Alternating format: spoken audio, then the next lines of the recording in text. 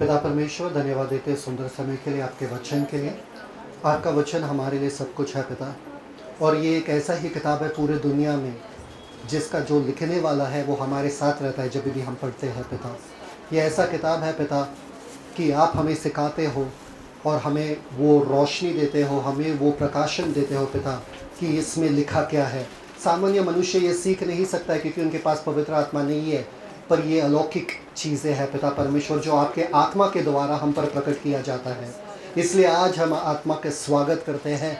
पवित्र आत्मा हमें ये बातें सिखाए ताकि हमारा जीवन जो है पूरी तरीके से इस वचन के मुताबिक हो जाए, कि इस वचन के हिसाब से हम जिए अपना जीवन। धन्यवाद। Thank you holy spirit, we welcome you to come and take over completely. Yeshu Masih के मीठे नाम में मांगते सन स्वीकार करो, आमीन। कितने जन अपने हथियार लेकर आए हैं?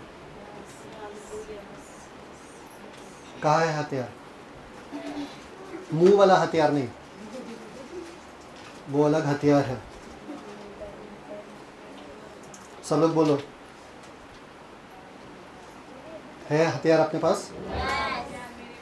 गाना याद है आपको, बाइबल वाला गाना?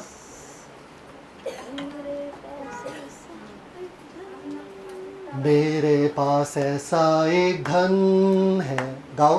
मेरे पास ऐसा एक धन है, परमेश्वर का वचन है, साथ साथ चलेंगे, मेरा बाइबल और मैं, मेरा बाइबल और मैं, मेरा बाइबल और मैं अद्भुत काम करेंगे, मेरा बाइबल और मैं। याद रहेगा गाना? ये बाइबल के साथ ही आप अद्भुत काम कर सकते हो। समझ में आया? अगर इससे आप जुदा हो गए, इससे अगर आप अलग हो गए ना, आपका जीवन में कोई जान ही नहीं है। मालूम है ना, आईसीयू पे जो जीता है वो बंदा ऑक्सीजन से जुड़ा हुआ रहता है। ये आपका ऑक्सीजन है। पूरे बचपन से लेके आज तक मेरे बाइबल के बिना मैं कहीं नहीं गया। मेरे घर में कितने बाइबल है? कितने बाइबल है हमारे घर में? अलग अलग तरीके से बहुत सारे बाइबल है। जितना ज़्यादा पैसा बाइबल पे खर्च हुआ है, बाइबल किताबें पे खर्च हुआ है, उतना कपड़ों पे भी खर्च नहीं हुआ। समझ में आया कि नहीं है? हमारे घर में ये सबसे ज़्यादा मिलेगा आपको। मेरे ज़िंदगी में कहीं पे भी मैं गया, बाइबल लेके ही गया हूँ, क्योंकि मैं बाइबल के बिना रह नहीं सकता। समझ में आया कि नहीं आया? ये ही आपका जीवन का चाबी है, वो इटर्नल लाइफ का कुंजी है। समझ में आया? चलो देखते हैं इफिसियों का किताब, उसका पहला अध्याय। कितने जन इफिसियों का किताब एंजॉय कर रहे हैं? आमीन। कितने जन वापस से वीडियोस देख रहे हैं? कौन देख रहा है? Good job. क्योंकि जो जो वीडियोस वापस से देखेंगे उनका जीवन परिवर्तन हो जाएगा, बदल जाएगा। आमीन। तो इफिसियों का किताब, उसका पहला अध्याय 13 वचन, 12वें वचन से पढ़ना, 13 वचन में जाके। इफिसियों का पहला अध्याय, उसका 12 वचन, कि हम जिन्होंने पहले से मसीह पर आशा रखी थी उसकी महिमा की स्तुति के कारण हो, और उसी में तुम पर भी, जब तुमने सत्य का वचन सुना जो तुम्हारे उद्धार का सुसमाचार है, और जिस पर तुमने विश्वास किया, प्रतिज्ञा किए हुए पवित्र आत्मा की छाप लगी। वाह। तीसरे वचन से लेके 14 वचन तक ये कहा जाता है बाइबल का सबसे लंबा वचन। सबसे लंबा वचन मतलब यूनानी भाषा में, जो भाषा में पौलुस ने लिखा है, अगर उसमें पढ़ते हैं तो उसमें कॉमा फुल स्टॉप कुछ भी नहीं है। मतलब एक ही सांस में पौलुस बातें करता रहता है, तीसरे वचन से 14 वचन तक एक ही सांस में पौलुस कह रहा है। और पता है, जब बच्चे लोगों के साथ कुछ होता है, एस्तर से पूछो, वो एक ही सांस में सब बातें बता देते हैं। और पता है, और पता है, और पता है, और पता है, और पता है, और पता है। है ना? याद है बचपन में किया करते थे, आजकल मुंह खोलने के लिए भी कंटाला आता है। हाँ हुआ था कुछ तो वहाँ, छोड़। पर बचपन में बच्चे इतने एक्साइटेड होते कि वो सब बातें एक ही सांस में बताना चाहते। पौलुस यहां पर जब इफिसियों का किताब लेकर आया है, वो इतना एक्साइटेड और भावुक और आत्मिक रीति से हो जाता है कि वो एक ही सांस में नॉन स्टॉप बिना रुके 3 वचन से 14 वचन तक चले जाते हैं। और पिता ने ये किया और पुत्र ने ये किया और ये पवित्र आत्मा के साथ हमारे साथ ये हुआ। पिता पुत्र पवित्र आत्मा के बारे में बात करते करते पौलुस थकता नहीं है, इतना एक्साइटेड था। समझ में आ रहा है कि नहीं आ रहा? तो अभी 13 वचन में पौलुस यहां पर कह रहा है कुछ बहुत ही खूबसूरत, जिसमें तुमने मतलब आप लोगों ने, सब लोग, हम लोग, ठीक है, तुमने भी सत्य का वचन सुना। वचन बहुत है बात, बहुत लोग प्रचार करते हैं, बहुत धर्मों में प्रचार होता है। चैनल ऑन करो तो पीस टीवी एक आता है जिसमें मुसलमानों लोग प्रचार होता है, दूसरा टीवी ऑन करो जिसमें हिंदू का प्रचार होता है, तीसरा टीवी ऑन करो जिसमें सिख लोगों का प्रचार होता है। समझ में आ रहा है? वचन बहुत है बाहर, सत्य का वचन एक ही है। समझ में आया कि नहीं आया? आप उन वचनों पे विश्वास करोगे, आपका कुछ नहीं होने वाला। आपको सत्य के वचन पर ही विश्वास करना पड़ेगा, जिसमें तुमने भी सत्य का वचन सुना, जो तुम्हारे उद्धार का सुसमाचार है। तुम्हारे उद्धार का सुसमाचार है। सुसमाचार मतलब मालूम है उस जमाने में सुसमाचार क्या हुआ करता था? अगर एक देश में युद्ध चल रहा था और फिर बाद में वो युद्ध वो लोग जीतते थे, वो लोग एक संदेशा को, एक बंदे को बेचते थे वापस से राज्य में भाग के, उनको बताने के लिए कि युद्ध जीत गए हम, तुम लोग जश्न मना सकते हो। तो वो बंदा भाग भाग के वो लोग बताने के लिए जाता था। ऐसा एक बंदे का स्टोरी है ग्रीक में, आपको याद है? किसी को सुना नहीं?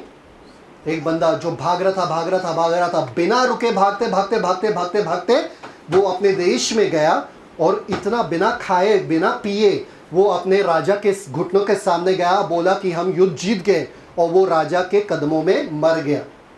और उसी के वजह से आज ओलंपिक्स और मैराथन का रेसेस होता है। बुक में दिया था, टीचर याद है ना? समझ में आया कि नहीं आया? तो वो बंदा जब भाग रहा है खुशखबरी के साथ कि युद्ध खत्म हो गया है, तुम लोग जीत गए, उसको सुसमाचार कहते हैं। तुम्हारे उद्धार का सुसमाचार क्या है? कि युद्ध खत्म हो चुका है, मृत्यु पर जय यीशु ने पा लिया है, वो पुनरुत्थित फिर से हो गया है, इसलिए आज तुम जयवंत से बढ़कर हो। ये आपका सुसमाचार है, ये आपका उद्धार का सुसमाचार है, जिस पर विश्वास करने के बाद, सब लोग बोलो विश्वास करने के बाद, विश्वास करने के बाद। आपने कब यीशु पे विश्वास किया? जब आपने सुना। तो पहला चीज सुनना जरूरी है, दूसरा चीज विश्वास करना जरूरी है। जिस पे विश्वास करने के बाद प्रतिज्ञा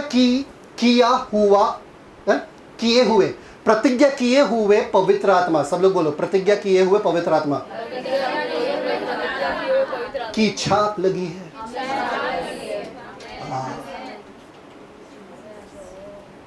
जब हम पढ़ते हैं बाइबल में ना, हम कैसे पढ़ते हैं? लूज मोशन जैसा, फर करके, हमको कुछ फर्क नहीं पड़ता है, हम ऐसे ही पढ़ते जाते, हम रुकते नहीं है। शुगर केन वाला स्टोरी याद है सबको?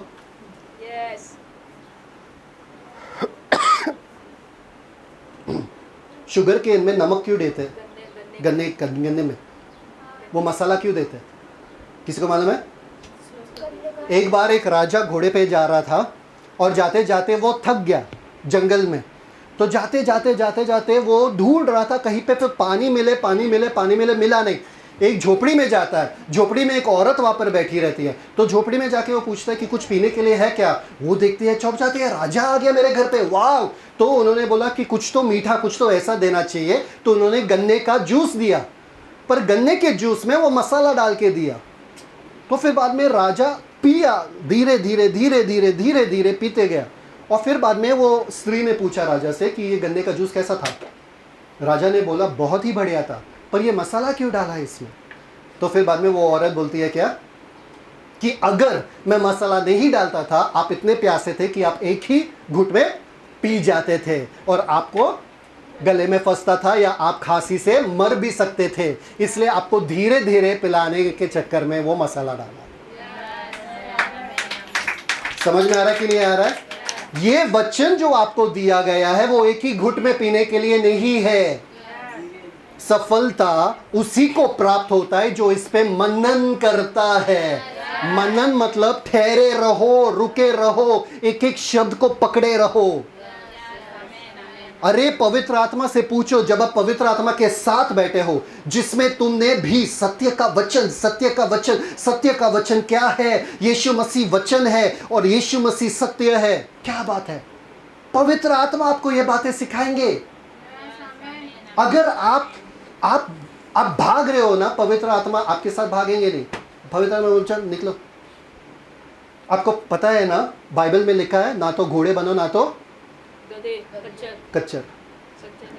खच्चर is mule, horse only. ना तो घोड़े बनो ना तो गधे। क्यों? ये क्या है? ये क्यों? घोड़ा क्या करता है? भागता है।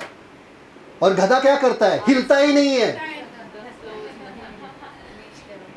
ना तो आप फटफट फटफट करके बाइबल पढ़ो, ना तो कोई क्या करता है, बाइबल पढ़ते ही नहीं है। समझ में आया कि नहीं है? आपको एक एक शब्द पे रुके रहना है। सब लोग बोलो रुके रहना है। ठीक है, आज हम देखेंगे, पहले हमने देखा था पिता ने क्या क्या किया, पिता का योगदान क्या था हमारे जीवन में। फिर हमने देखा पुत्र का योगदान क्या है, और अगर आप वापस से वो टीचिंग्स देखोगे आपका जीवन बदल जाएगा। कल मैं वो टीचिंग देख रहा था रिजल्ट्स का, परिणाम का, जो परमेश्वर का महिमा वाला क्या था वो। मैं खुद हालेलुया बोल रहा था रात के समय में सोते वक्त। वाह, ऐसा मैं बोल रहा था। दैट ऑफ माइन और योर्स, विच वन? परफेक्ट। मैं खुद बोल रहा था, मैं खुद इतना एक्साइटेड हो गया देख के। क्यों? क्योंकि मुझे मालूम है जब मैं खड़ा होता हूँ यहाँ पे, मैं नहीं बोलता हूँ, वरन पवित्र आत्मा मेरे द्वारा बोलता है। मैं भी सीखता हूँ पवित्र आत्मा के द्वारा। तो हमने देखा पिता का योगदान, हमने देखा पुत्र का योगदान, और हमने देखा पवित्र आत्मा का योगदान। हमने ये भी देखा पिता के बाद वहां पर लिखा है उनकी महिमा हो, पुत्र के बाद महिमा हो, और पवित्र आत्मा के बाद भी महिमा हो। ठीक है, आज हम देखेंगे बहुत अहम मुद्दा, और सवाल यह है कि हमें पवित्र आत्मा कब मिलता है? जब यीशु को, वाह ब्यूटीफुल, जब यीशु को, तब हमें क्या मिलता है? पवित्र आत्मा। Open Bible, Romans 10:14।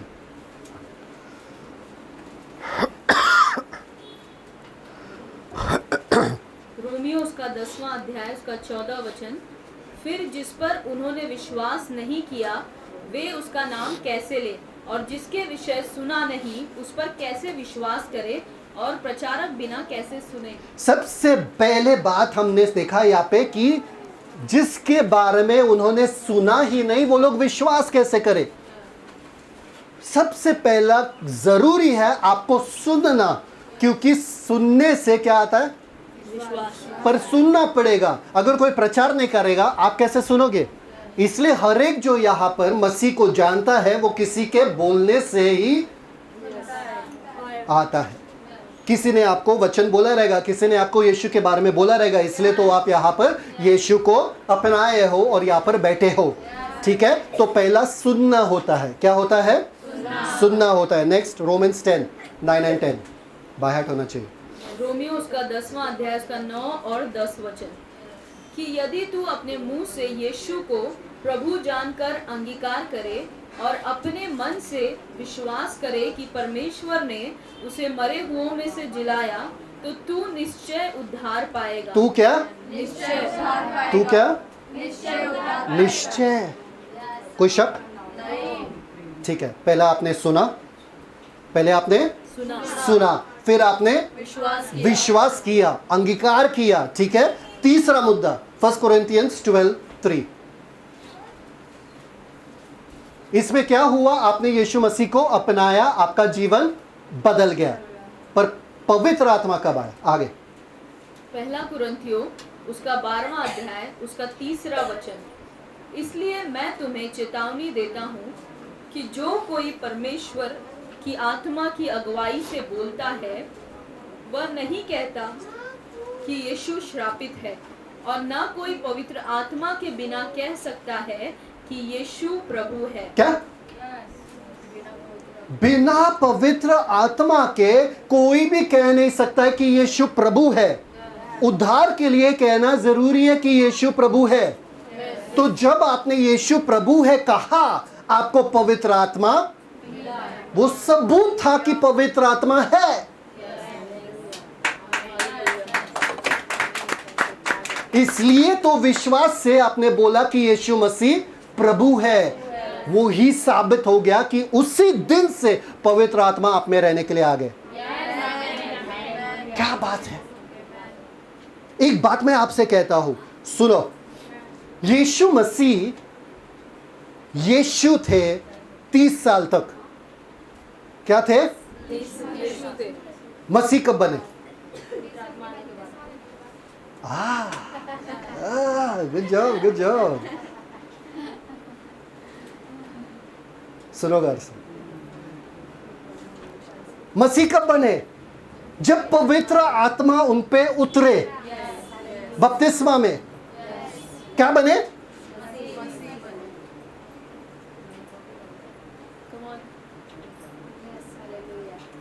हम लोगों को यीशु नहीं बुलाते, हमको मसीह ही बुलाते। वो पवित्र आत्मा जिसने यीशु को मसीह बनाया है, वो ही पवित्र आत्मा हमारे संग संग है, इसलिए हमको मसीह कहलाते हैं। मसीह मतलब क्या? अनॉइंटेड। मसीह मतलब क्या? अभिषिक्त। समझ में आ रहा है कि नहीं आ रहा है? क्रिस्ती, जीसस क्राइस्ट। हम लोग क्या है? क्रिश्चियंस। जीजियंस नहीं है हम। क्राइस्ट किसने बनाया जीसस को? पवित्र आत्मा। देखिए, एक चीज मैं आपसे कहता हूं, परमेश्वर प्यार है। परमेश्वर के प्यार को आप अनुभव कैसे कर सकते हो मालूम है? पवित्र आत्मा के द्वारा। परमेश्वर पवित्र है, कैसे अनुभव कर सकते हो परमेश्वर के पवित्रता को? पवित्र आत्मा के द्वारा। परमेश्वर के हर एक गुण से आप वाकिफ हो पवित्र आत्मा के द्वारा। अगर पवित्र आत्मा नहीं है, आप परमेश्वर के गुणों को समझ में भी नहीं आ सकता, आपके समझ में भी नहीं आएगा।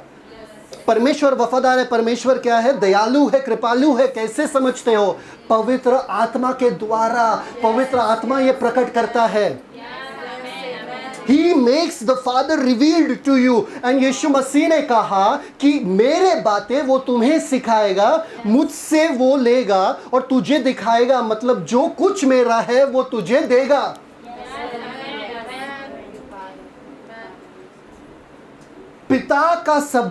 पिता और पुत्र का सबसे प्यारा, सबसे मतलब सब पवित्र आत्मा है। इसलिए यीशु मसीह ने कहा, तुम मेरे विरुद्ध अगर कुछ बोलना चाहते हो बोलो, माफ कर दूंगा। पवित्र आत्मा के खिलाफ कुछ बोला,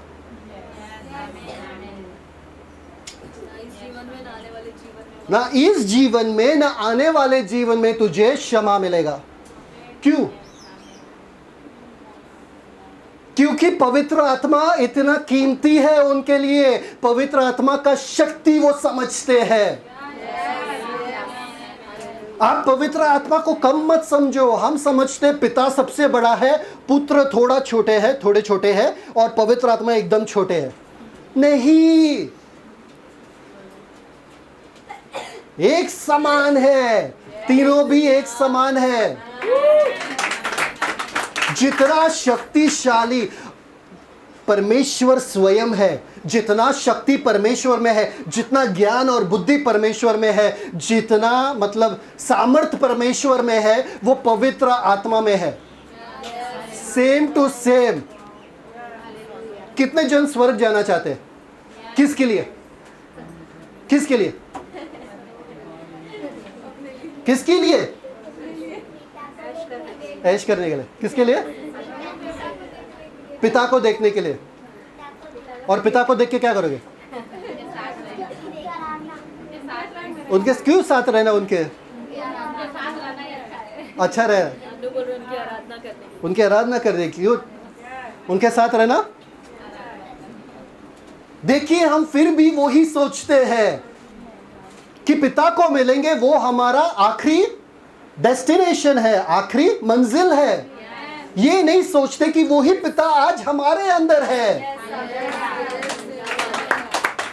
अरे मुझे फर्क नहीं पड़ेगा जब मैं पिता को सामने देखूंगा, क्योंकि अभी मेरे पास वो ही पिता है। ये मैं थोड़ा कमजोर हो गया। नहीं, वो पिता वाला वो ज्यादा प्रभावशाली होगा, वो ज्यादा महिमा वाला होगा। ऐसा थोड़ी है कि वही वाला पिता आज मेरे, इसलिए पवित्र आत्मा को कम समझते हैं। बाइबल में ये नहीं कहा गया यीशु को चोट मत पहुंचाओ, यीशु को खिन्न मत करो। बाइबल में ये नहीं कहा। बाइबल में ये कहा है पवित्र आत्मा को शोकित मत करो। क्यों बाइबल इतना पवित्र आत्मा को क्यों?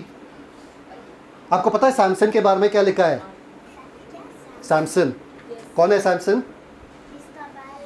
जिसके बाल लंबे थे, पूरा शक्ति उसके बाल में था। और फिर वो औरत ने बोला, बोलो ना तुम्हारा शक्ति किधर है, तुम्हारा शक्ति किधर है। वो बोल नहीं रहा था। फाइनली उसने बोल दिया, मेरा शक्ति मेरे बाल में है। और हमेशा वो दुश्मन आते उस पर आक्रमण करते थे, पर इस बार जब दुश्मन आए उस पर आक्रमण करने के लिए, वहां पर लिखा है, क्या लिखा है मालूम है क्या? वो उठा लड़ाई करने के लिए, जैसे वो हमेशा उठता था। पर वो पहचान नहीं पाया कि पवित्र आत्मा उनसे निकल गया। वेरी सैड वाज, उनका शक्ति उनसे निकल गया। हाँ, पवित्र आत्मा ही सब कुछ है। समझ में आ रहा है कि नहीं आ रहा है? यीशु मसीह ने कहा, मैं जा रहा हूं, ये जरूरी है। मैं जा रहा हूं, ये जरूरी है, क्योंकि जब तक मैं जाऊंगा नहीं तब तक मैं पवित्र आत्मा को भेज नहीं सकता हूं। क्यों? जब यीशु इस धरती पे थे, एक ही यीशु था।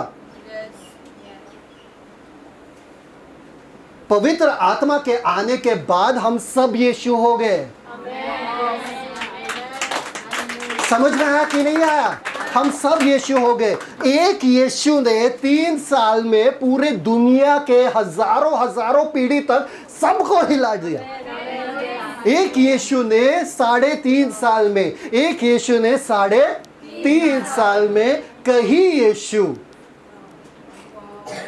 कहीं सारे यीशु वो ही सामर्थी पवित्र आत्मा के साथ क्या कर सकते? यीशु मसीह के पास तो 3.5 साल थे। आप सब में वो ही आत्मा रहता है। आप क्या कर सकते हो परमेश्वर के लिए? कर क्यों नहीं रहे? अच्छा सवाल है। गलेशियंस, कितने जन ने सुना जब हम प्रार्थना करते हैं, उपवास करते हैं, फिर हमें पवित्र आत्मा मिल जाता है? सुना है कभी? हमने बहुत उपवास प्रार्थना किया, घुटने पे आके रो गए, परमेश्वर अपना पवित्र आत्मा दो हमको। और फिर पवित्र आत्मा ने, कुछ लोग बोलते हैं 7 साल के बाद पवित्र आत्मा, 6 महीने के बाद पवित्र आत्मा मिला। सुने कभी? हाँ, मुझे बपतिस्मा मिला पवित्र आत्मा का, फिर मेरा जीवन बदल गया। उद्धार में क्या हुआ? अगर बपतिस्मा के लिए तुमको रुकना पड़ा, नया मनुष्य कब तुम बने? बपतिस्मा में कि उद्धार में? और बपतिस्मा एक फिर से नया मनुष्य बने, तो उद्धार में क्या हुआ?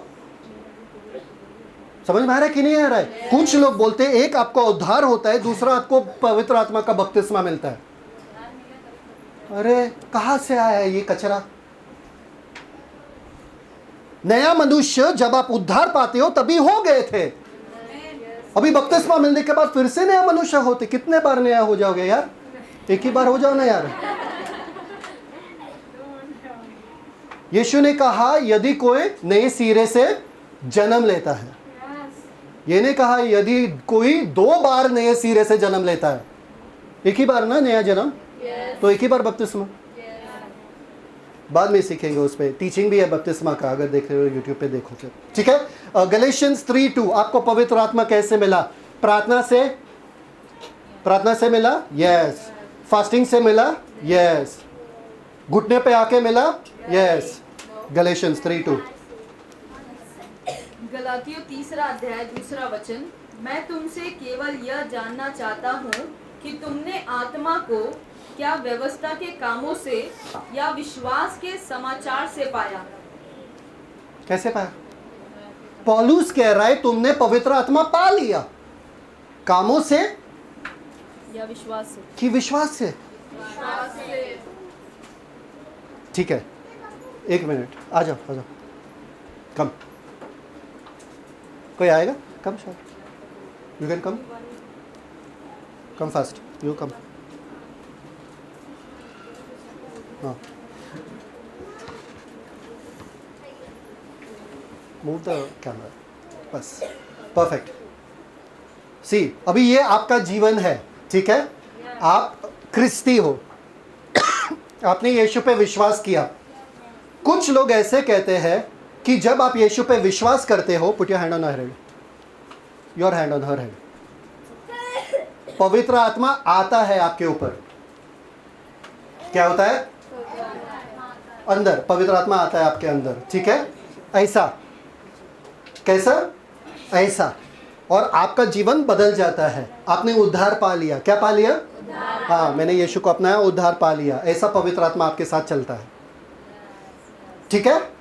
अभी सेकेंड लेवल क्रिश्चियनिटी, मतलब दूसरे पद के क्रिस्ती लोग, वो लोग होते हैं जो पास्टर लीडर वगैरह है, जो कहते हैं अरे घंटों घंटों तक हमने अपना दरवाज़ा बंद किया, प्रार्थना किया, हाँ, उपवास प्रार्थना करते थे, बाइबल पढ़ते थे, दिन रात बस बाइबल पढ़ के आज उनके साथ चिन्ह चमत्कार हो रहा है।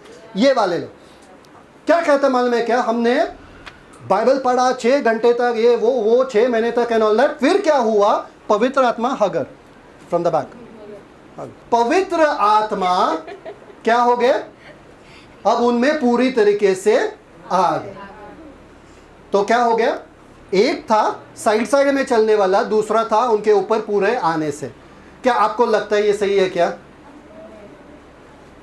लवली का कौन सा बॉडी पार्ट यहाँ पर है और कौन सा बॉडी पार्ट घर पे है? बताओ मुझे। पूरा यहाँ पे, पूरा यहाँ पर है। उनका पैर घर पे है क्या? उनका सर घर पे है क्या? उनका दिमाग कहाँ है पता नहीं, पर उनका सब बॉडी यहाँ पर है ना? है कि नहीं? समझ में आ रहा है? पवित्र आत्मा एक व्यक्ति है, हिस्सों में नहीं आते हैं। आते हैं तो पूरी तरीके से, वरना नहीं। समझ में आता है? जब आपका उद्धार हुआ, पवित्र आत्मा ने पूरी तरीके से आपके ऊपर कब्जा ले लिया, पूरी तरीके से आपको पकड़ लिया, पूरी तरीके से आप उसके मंदिर बन गए। समझ में आया? बाहर जब आप जाते हो, आपको पता है बाहर देख के ही कि कौन सा मंदिर किसका है। बाहर पता चलता है ना, मंदिर देख के कि ये गणपति का मंदिर है, कि ये इसका मंदिर है, कि वो उसका मंदिर है। देख के ही पता चलता है ना कि ये साउथ वालों का मंदिर है ना? बाहर से ही पता चलता है कि ये पवित्र आत्मा का मंदिर है। तो पवित्र आत्मा पूरी तरीके से इसमें रहते हैं। अगर किसी को पवित्र आत्मा से मिलना है तो इसमें आना पड़ेगा, इनको देखना पड़ेगा, इनसे मिलना पड़ेगा। पूरी तरीके से ये पवित्र आत्मा का मंदिर हो चुके हैं। पवित्र परमेश्वर हिस्सों में कभी काम नहीं करते हैं, वो पूरी तरीके से काम करते हैं। इसलिए बाइबल में लिखा है, धन्य है परमेश्वर का जिसने आपको हर स्वर्गीय आशीष से क्या? हर स्वर्गीय आशीष से क्या आपको? आशीष हिस्सों में दिया है। पतरस पतरस क्या? पहला पतरस क्या? 1:3। जो कुछ भी जीवन और से संबंध रखता है, जीवन और भक्ति से संबंध रखता है क्या?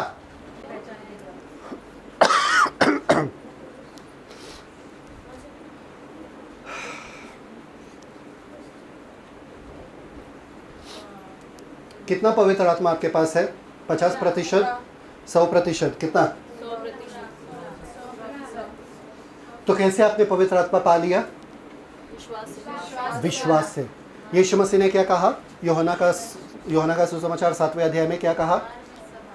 कि जो कोई वचन के अनुसार मुझ पे विश्वास करता है उसके पेट से क्या? जीवन का जल नदियां बहेगा। और वो उस आत्मा के बारे में कह रहा था जो उस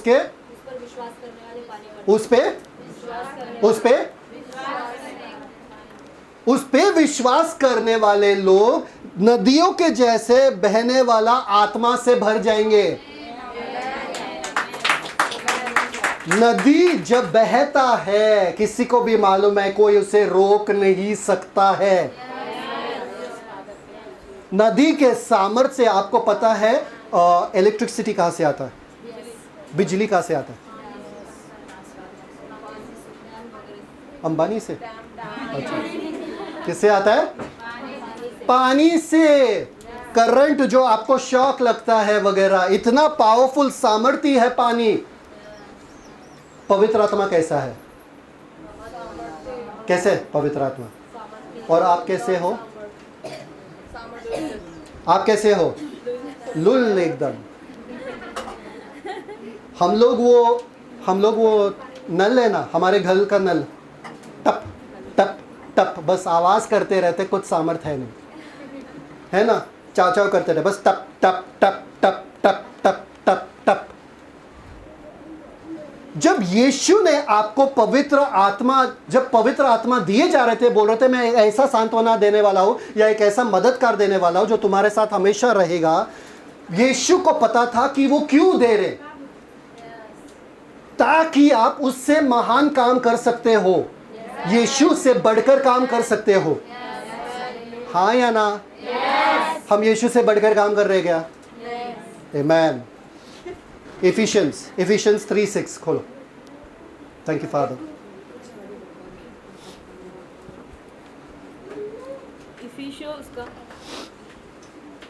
किसी को कुछ समझ में आ रहा है? आज पवित्र आत्मा के साथ आप रिश्ता जोड़ रहे हो, क्योंकि पवित्र आत्मा सब कुछ है पिता के लिए और पुत्र के लिए। इसलिए पिता आपसे इतना प्यार करता है। पिता का सबसे बड़ा प्रमाण प्यार का कि उसने अपना इकलौता पुत्र दिया, और एक और प्यार का प्रमाण है कि अपना पवित्र आत्मा भी आपको दिया। इसलिए यीशु मसीह ने कहा तुम्हारे पास एक ऐसा स्वर्गीय पिता है जो अगर तुम उनसे मांगोगे तो वो क्यों ना तुम्हें पवित्र आत्मा देगा। कहां पर लिखा है?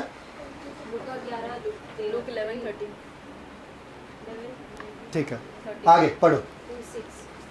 3:6 इफिसियोस का 3 अध्याय 6 वचन, अर्थात यह कि मसीह यीशु में सुसमाचार के द्वारा अन्य जाति लोग मिरास में साझी और एक ही देह के और प्रतिज्ञा के भागी हैं। क्या? सुसमाचार के द्वारा सब कुछ होता है। किसके द्वारा? सुसमाचार के द्वारा हमें ये मिरास मिला है, हम भागी हो गए हैं। We are partakers of this divine gift, we are partakers of this life.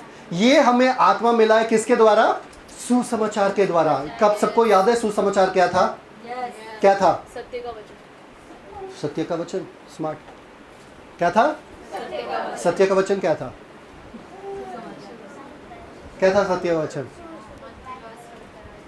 हाँ? विश्वास तो करती हूं, पर सत्य का वचन क्या था? कि यीशु मसीह प्रभु है और मरे हुए में से फिर से जी उठे, यही सत्य का वचन है। अरे यही नहीं मालूम क्या करोगे फिर?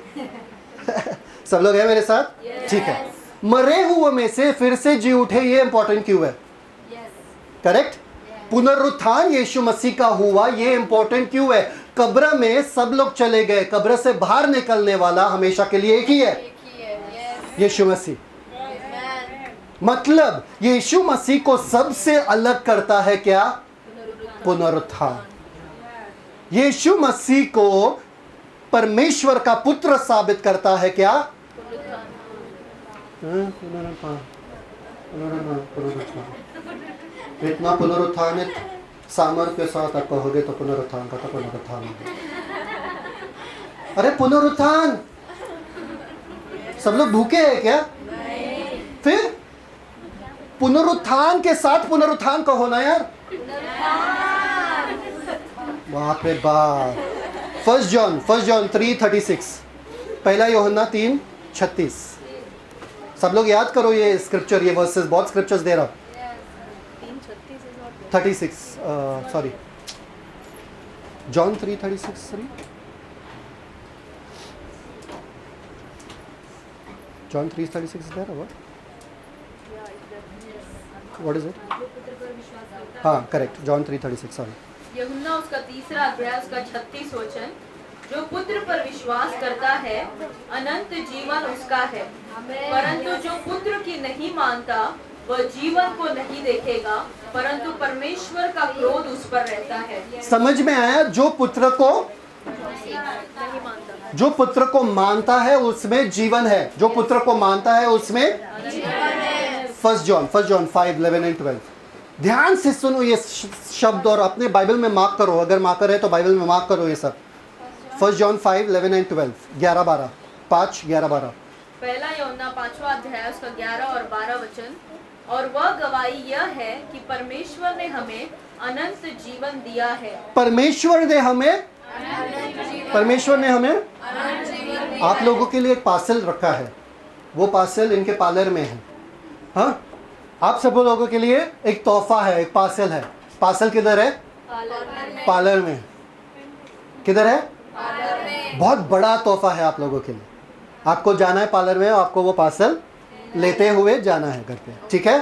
कितने जन जाएंगे? कितने जन जाएंगे? जिसका हाथ नहीं उठाया उनको मत लेना पार्लर में। सब जाएंगे, ठीक है? ओके, पढ़ो। और वह गवाही यह है कि परमेश्वर ने हमें अनंत जीवन दिया है, और यह जीवन उसके पुत्र में एक है। मिनट, परमेश्वर ने हमारे लिए एक तोहफा रखा है, अनंत जीवन। और अनंत जीवन किस में है? पुत्र में। पुत्र में। पुत्र से होते हुए ही हम वो अनंत जीवन पा सकते हैं। आप और कहीं नहीं जा सकते हो। आप बोल सकते हो क्या मुझे वो पार्लर में नहीं जाना, मुझे ये पार्लर में जाना है। मिलेगा क्या पार्सल? आपको वो ही पार्लर में जाना पड़ेगा जिस पार्लर में पार्सल है। परमेश्वर से ऊपर कोई है क्या? नहीं। अनंत जीवन, ठीक है? परमेश्वर ने अनंत जीवन कहां पर रखा है? एक ही नाम में रखा है, एक ही बंदे में रखा है, वो है यीशु मसीह। अरे एक ही मार्ग है, एक ही सत्य है, एक ही जीवन है, वो है यीशु मसीह। और कोई रास्ता नहीं है, और कोई मार्ग नहीं है, और कोई जीवन नहीं है। वो जीवन कहाँ है? उसके पुत्र में है। आगे, जिसके पास पुत्र है, जिसके पास पार्लर का चाबी है, पुत्र है, उसके पास क्या है? जीवन है। जीवन है। आपको डरने की जरूरत नहीं है नरक से। क्यों? आपके पास पुत्र है क्या? आपके पास जीवन। जब आपको पता चलता है कि आप हार ही नहीं सकते हो, आप कैसे जियोगे? अगर एक एग्जाम में मैं आपको बताऊं कि आप फेल नहीं हो सकते, आप एग्जाम कैसे लिखोगे? आप पढ़ के नहीं जाओगे, आप कुछ भी लिखोगे, आप ड्राइंग करके आओगे वहां पे, है ना? कार्टून बना के आओगे वहां पे, है ना?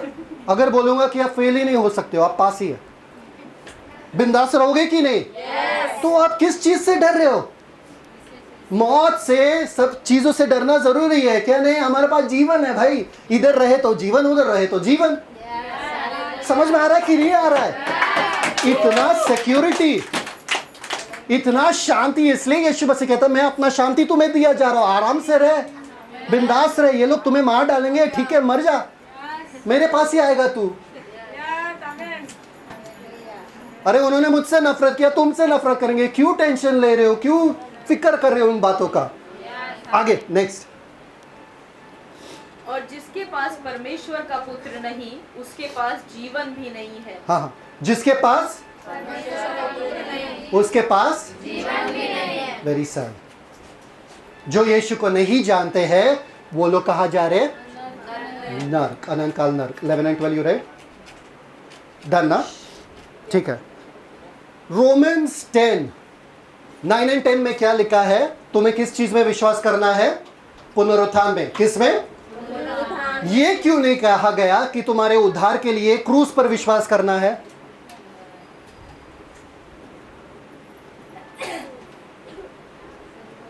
ये क्यों कहा कि तुम्हारे उद्धार के लिए पुनरुत्थान में विश्वास करना है? क्योंकि उद्धार पुनरुत्थान में ही पूरा होता है।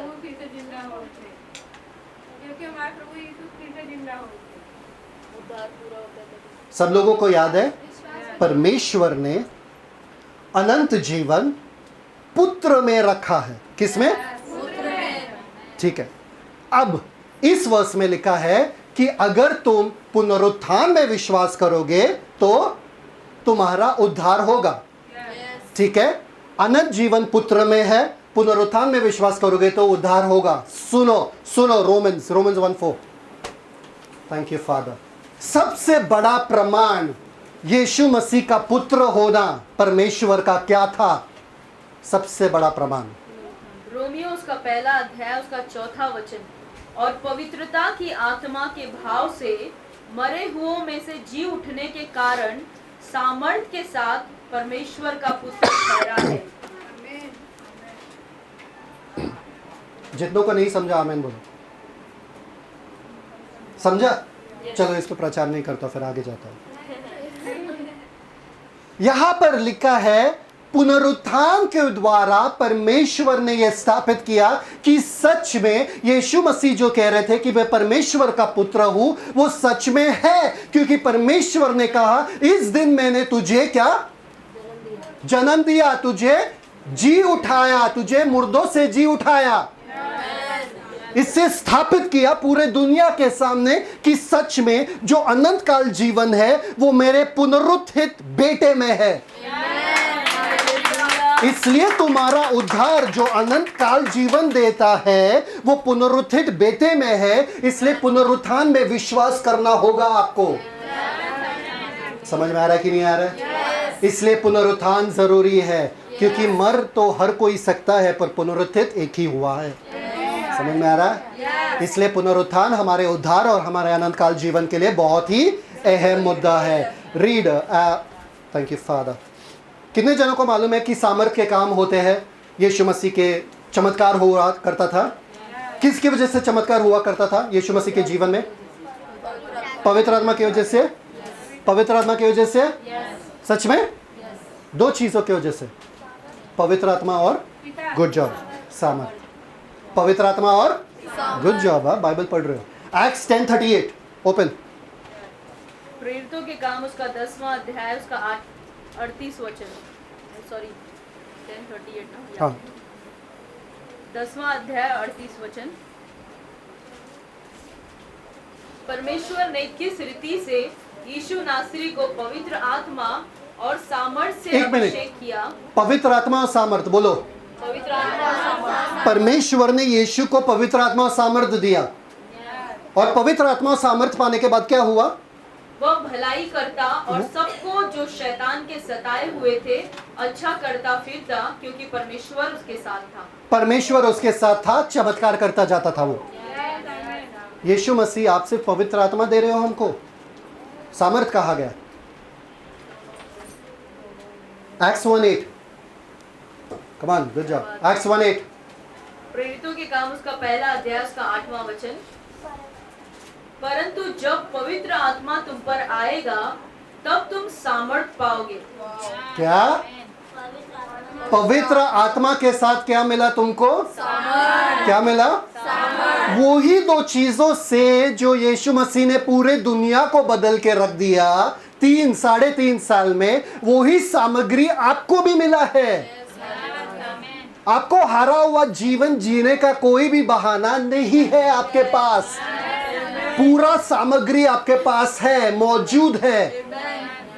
लूक 4:17-18। लूक 4:18। लूका 4 का 18वां वचन। प्रभु का आत्मा मुझ पर है।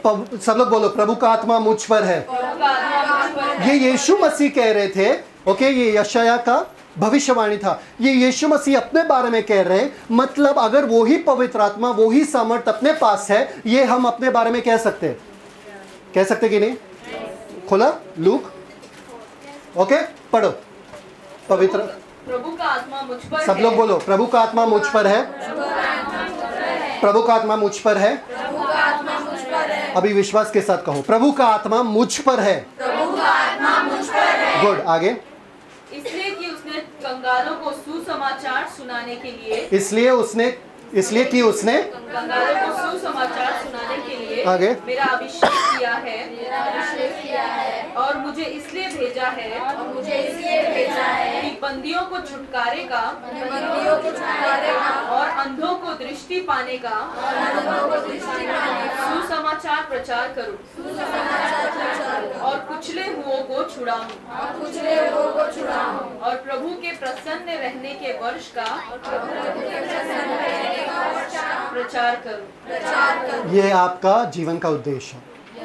ये आपका जीवन का पोटेंशियल है। ये आपके जीवन से हो सकता है। अगर आपको देखना है कि आपके जीवन से क्या क्या हो सकता है, प्रेरितों के काम पढ़ो और एक्ट्स और सारे सुसमाचार पढ़ो।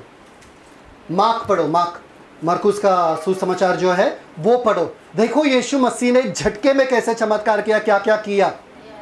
वो सब आपसे मुमकिन है अगर आप पवित्र आत्मा और उस सामर्थ को जानते हो और पहचानते हो। ठीक है, अभी हमने देखा कि यीशु मसीह के जीवन में इतने बड़े चमत्कार होते थे, इतने बड़े अच्छे अच्छे चिन्ह चमत्कार हो रहे थे। ठीक है, क्या वो बहुत ही बड़े थे? थे, बहुत बड़े थे, बहुत अच्छे थे, बड़े थे ना, ऑब्वियसली बहुत बड़े थे। हाँ, ऐसा लोग देखे कि ऐसा चिन्ह चमत्कार उन्होंने देखा ही नहीं। वो लोग कहते थे कि यीशु मसीह जैसा कोई आदमी है ही नहीं। पर पवित्र आत्मा और सामर्थ का सबसे बड़ा प्रदर्शन चिन्ह चमत्कार में नहीं था, सबसे बड़ा प्रदर्शन पुनरुत्थान में था। इसलिए रोमन्स 1:4 में, read again Romans 1:4। Thank you father. जितना आपको बाइबल के स्क्रिप्चर बताओ उतना ही आपको पता चलेगा कि मैं अपने दिमाग से नहीं बता रहा हूं आप लोगों को, इसलिए मैं बाइबल बार बार आपसे खुलवा रहा हूं। आमीन। रोमियो 1:4 और पवित्रता की आत्मा के भाव से मरे हुओं में से जी उठने के कारण सामर्थ आत्मा के भाव से, पवित्र आत्मा के भाव से, या आत्मा, हाँ, आत्मा भी है, सामर्थ भी है, मरे हुए में से जी उठे। वही आत्मा, वही सामर्थ हमें दिया गया है, ना केवल चिन्ह चमत्कार करने के लिए। वही आत्मा और सामर्थ के साथ उन्होंने यीशु मसीह को पुनरुत्थित किया। मतलब पवित्र आत्मा का सबसे बड़ा प्रदर्शन, सामर्थ का प्रदर्शन कब हुआ? पुनरुत्थान में। और आपको पता है रोमियो के किताब में लिखा है 8वें अध्याय में क्या, 11वें वचन में क्या, वही आत्मा हमारे अंदर रहता है, जिसने यीशु को, वो आत्मा जिसने यीशु मसीह को पुनरुत्थित किया, वो ही आत्मा हमारे भी आपके अंदर है।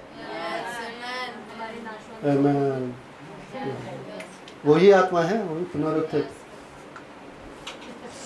वही भूकंप वाला जिसने भूकंप किया, वही वाला, हाँ, वो आत्मा है। एक बार ना आप सामर्थ के बारे में जानोगे ना, हमारे दिमाग में भी नहीं बैठ रहा कितना सामर्थ हमारे अंदर है। इसलिए आप ये दुनिया की चीजों में व्यस्त हो। आप बाहर सामर्थ का प्रदर्शन देखते हो ना, आप चौंक जाओ, और आपको खुद नहीं पता है आप में कितना सामर्थ है। एक आदमी अपने खुद के मन से ही बंधा हुआ रहता है। मेरे लोग नाश हो रहे किसके कारण? ज्ञान। पवित्र आत्मा के ना होने के कारण क्या? मेरे लोग। क्यों? उनमें पवित्र आत्मा ऑलरेडी है। क्यों नाश हो रहे?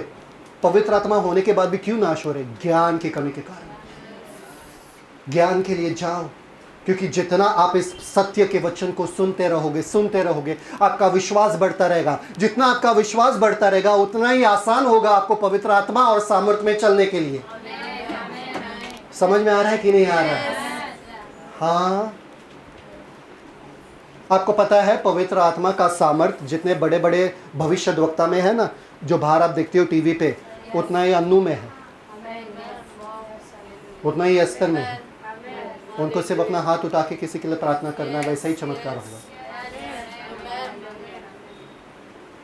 चमत्कार चाहिए ना आपके जीवन में, छोटे बच्चों से प्रार्थना करवाओ, उनके प्रार्थना एकदम शुद्ध होते हैं, विश्वास वाले होते हैं। कभी इन दोनों का प्रार्थना सुना आपने? आप चौंक जाओगे। सुना है कभी?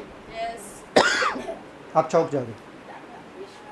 है ऑडियो है उनका, भेजो ग्रुप में प्रार्थना का, आप सुनो इन लोगों का प्रार्थना, आप चौंक जाओगे। इतना विश्वास इनमें आता कहाँ से?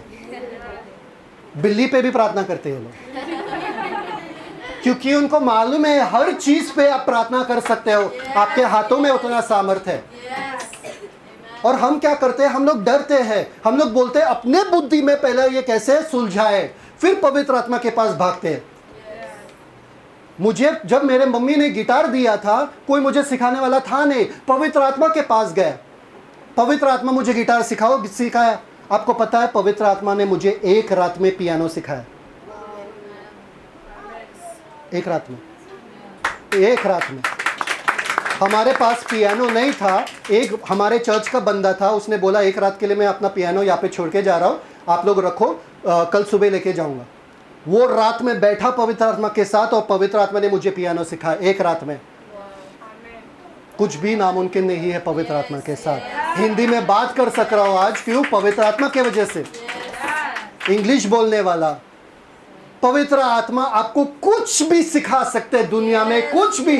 सर्वज्ञानी है पवित्र आत्मा। गूगल भी शर्मा जाए, गूगल जो है वो सब बातें आपको बताता, ये नहीं बताता कि ये सही है कि ये सही है। पवित्र आत्मा जो बताएंगे वो सत्य ही है। गूगल में जब आप सर्च करते हो, हाँ क्या क्या सर्च करते हो? 10-12 ऑप्शन दे देगा। कुछ खाना चाहिए कि नहीं खाना चाहिए, क्या बोलते हैं? हिंट दो कुछ, क्या खाना चाहिए कि नहीं खाना चाहिए, क्या? हाँ, प्रेगनेंसी में पाइनएप्पल खाना चाहिए कि नहीं खाना चाहिए, या सीताफल खाना चाहिए कि नहीं खाना चाहिए। एक साइड बोलता है खाना चाहिए, दूसरा साइड बोलता है नहीं खाना चाहिए, तीसरा साइड बोलता है खाए तो कभी खराब नहीं है, नहीं खाना। अरे ऐसे सैकड़ों हजारों साइड्स है। अरे कौन सा सही है भाई? वो सब आपके सामने बस लाके फेंक देता है। पवित्र आत्मा टाइम पास नहीं करते। पवित्र आत्मा आपसे वो ही बताते हैं जो सत्य है, डायरेक्ट हिट द पॉइंट। और परमेश्वर से ज्यादा सत्य और कौन जान सकता है? पवित्र आत्मा आपको घुमाते नहीं, पर पवित्र आत्मा का आवाज जो है बहुत ही धीमा होता है। मत करो, झूठ मत बोलो। और आपको लगता है नहीं, कुछ तो अंदर से कैसा तो भी हो रहा है यार, वो अंदर से यार जो हो रहा है यार, वो पवित्र आत्मा। उसके बाद को कभी नज़रअंदाज मत करना। नहीं नहीं, ये मत करो, मम्मी से ऐसे बात मत करो, उनको क्षमा करो, उनसे जाके बात करो ना, ये इनको फ़ोन करो ना, इनके लिए प्रार्थना करो ना, अभी उठ के प्रार्थना करो ना रात के समय में। ये कौन है? ये आवाज़ को कभी नज़रअंदाज मत करना। समझ में आ रहा है कि नहीं आ रहा है? बहुत से विपत्तियों से आप बच सकते हो अगर आप ये आवाज़ को सुनोगे। आमीन। सब लोग हैं मेरे साथ? ठीक है। नाउ नेक्स्ट, आपको ऑलरेडी बता दिया मैंने कि कितना आपको पवित्र आत्मा मिलता है। लूक 24:49 याद है आपको? इफिसियों की किताब उसके पहले अध्याय 13वें वचन में लिखा गया है कि प्रतिज्ञा किए हुए आत्मा, प्रतिज्ञा किए हुए आत्मा, पवित्र आत्मा। लूक 24:49। लूका उसका 24 का 49 वचन 49। और देखो, जिसकी प्रतिज्ञा मेरे पिता ने की है, मैं उसको तुम पर उतारूंगा, और जब तक स्वर्ग से सामर्थ्य न पाओ तब तक तुम इसी नगर में ठहरे रहो। देखो, यीशु मसीह ने कहा रुके रहने के लिए ताकि हमको पवित्र आत्मा मिल जाए। कहा है कि नहीं कहा है? तो जब हम उद्धार पाते हैं उसके बाद हमको रुकना है ताकि हमको पवित्र आत्मा मिले। सही बात है कि नहीं? अभी सिखाया था, अभी यस यस बोल रहे हो। आपको पवित्र आत्मा कब मिलता है? उद्धार में। उद्धार में मिलता है कि नहीं मिलता है? पर यीशु मसीह कह रहे हैं यहाँ पे रुकने के लिए। कह रहे कि नहीं कह रहे? आपके बाइबल में कह रहे हैं ना रुकने के लिए पवित्र आत्मा, जब तक पवित्र आत्मा सामर्थ्य नहीं पाते हो तब तक रुके रहो। ये भी कहा है वहां पे उसी नगर में रुको, जाके उसी नगर में रुको ना, यरूशलेम में। नहीं नहीं नहीं, ये अपने घर में करेंगे। क्यों? अगर पूरा करना है तो पूरा आज्ञा पूरा करो ना। यीशु मसीह ने कहा यरूशलेम में जाके रुको, तुम यहां पर क्यों रुक रहे हो फिर? यीशु मसीह ने सिर्फ पहले शिष्य के लिए कहा था, उनके लिए कहा था। पेंटिकोस के दिन के बाद किसी को रुकने की जरूरत नहीं है। एक बात मैं कह रहा हूं आपसे, शैतान नहीं रुकता है। शैतान अभी तबाही मचा रहा है बाहर। जब तक आप रुके हो, जब तक आप सामर्थ्य के लिए प्रार्थना कर रहे हो, जब तक तबाही तो बाहर चल ही रहा है। कितने लाशें गिर रहे हैं बाहर, कितने लोग मर रहे। जब तक आप रुके हो सामर्थ्य के लिए प्रार्थना कर रहे हो कि पवित्र आत्मा आ जाए आ जाए आ जाए, हजारों लोग हर सेकेंड नरक में जा रहे, हजारों लोग। और आप यहाँ पे प्रार्थना कर रहे हो पवित्र आत्मा मुझे सामर्थ दो, मुझे सामर्थ दो, मुझे शक्ति दो, मुझे सामर्थ दो।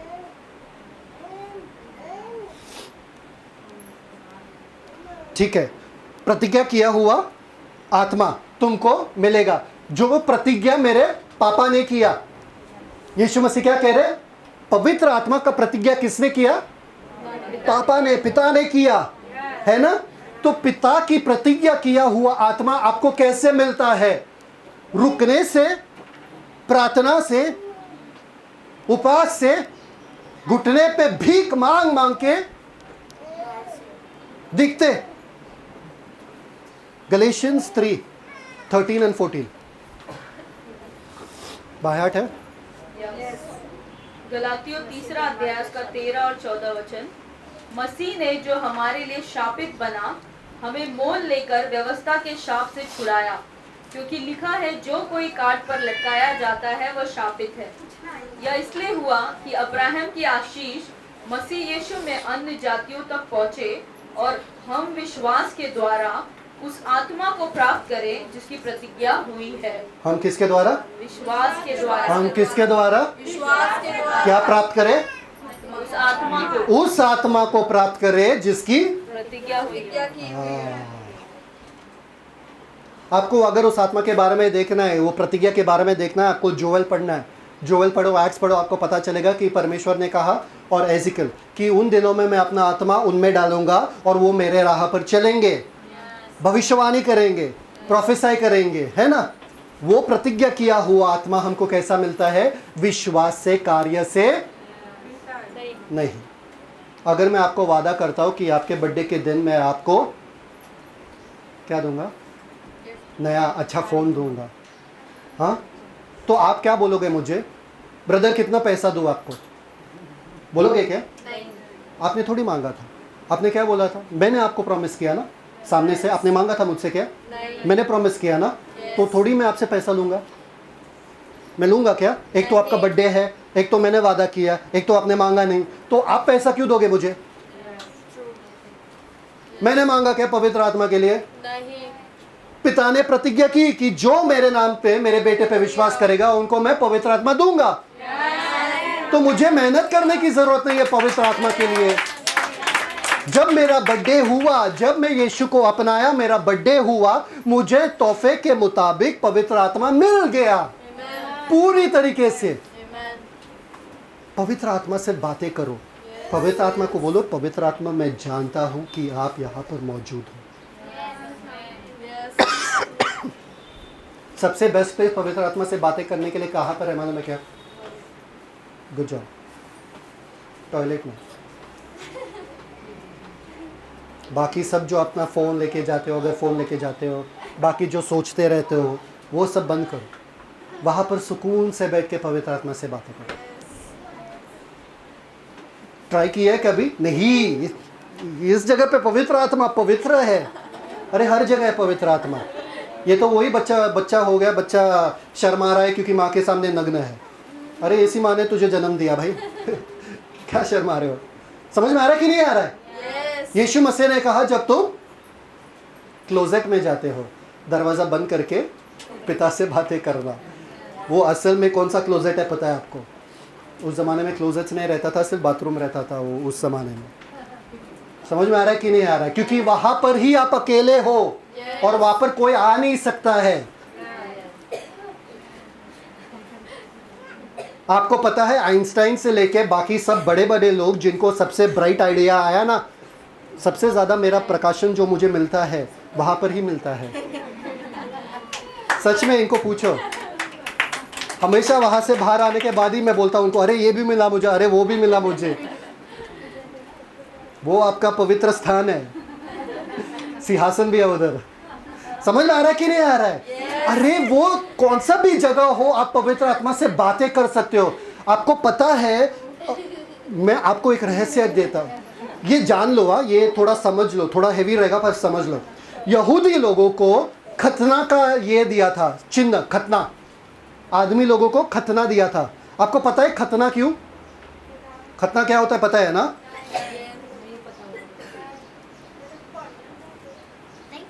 नहीं पता है खतना?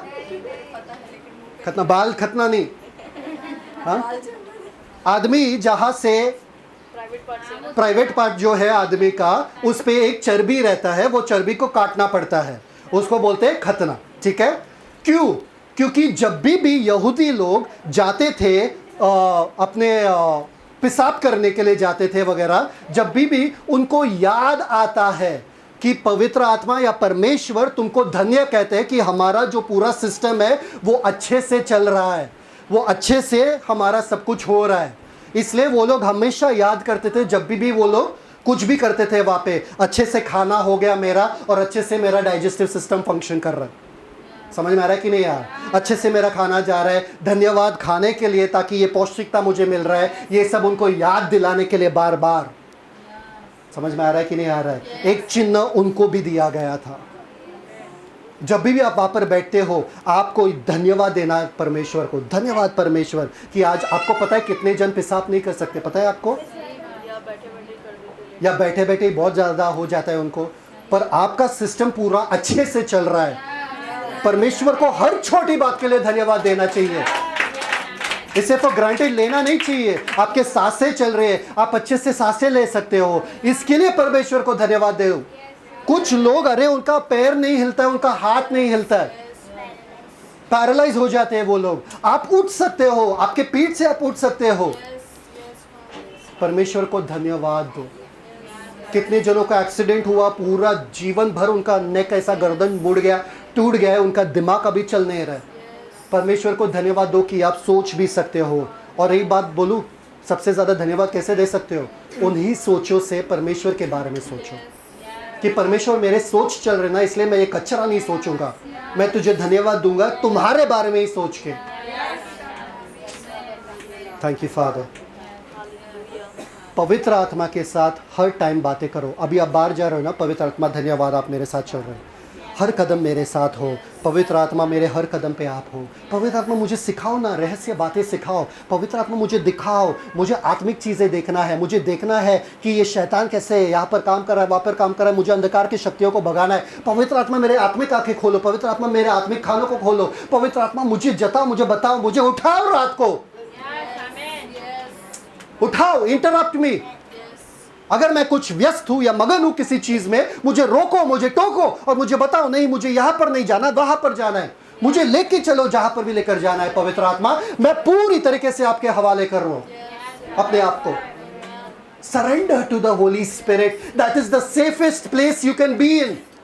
सबसे सुकून, सबसे महफूज जगह जो आप रह सकते हो वो पवित्र आत्मा के हाथों में। हाँ ठीक है, नेक्स्ट हम लोग टॉपिक पे है ना। आज का प्रीचिंग लंबा जाएगा।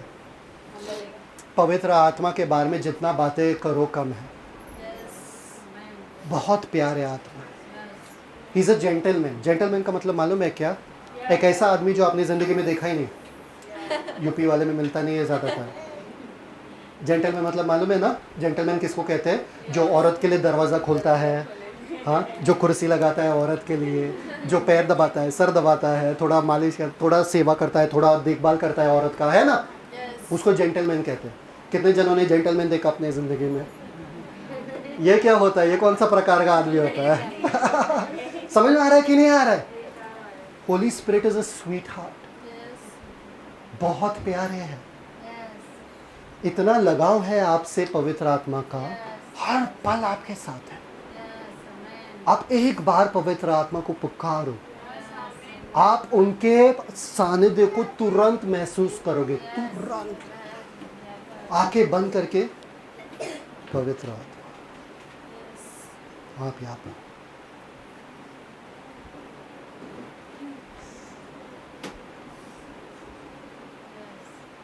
आपका चेहरे में एक नूर आ जाएगा, एक रौनक आता है। आप एक गहरे सांस लेते हो,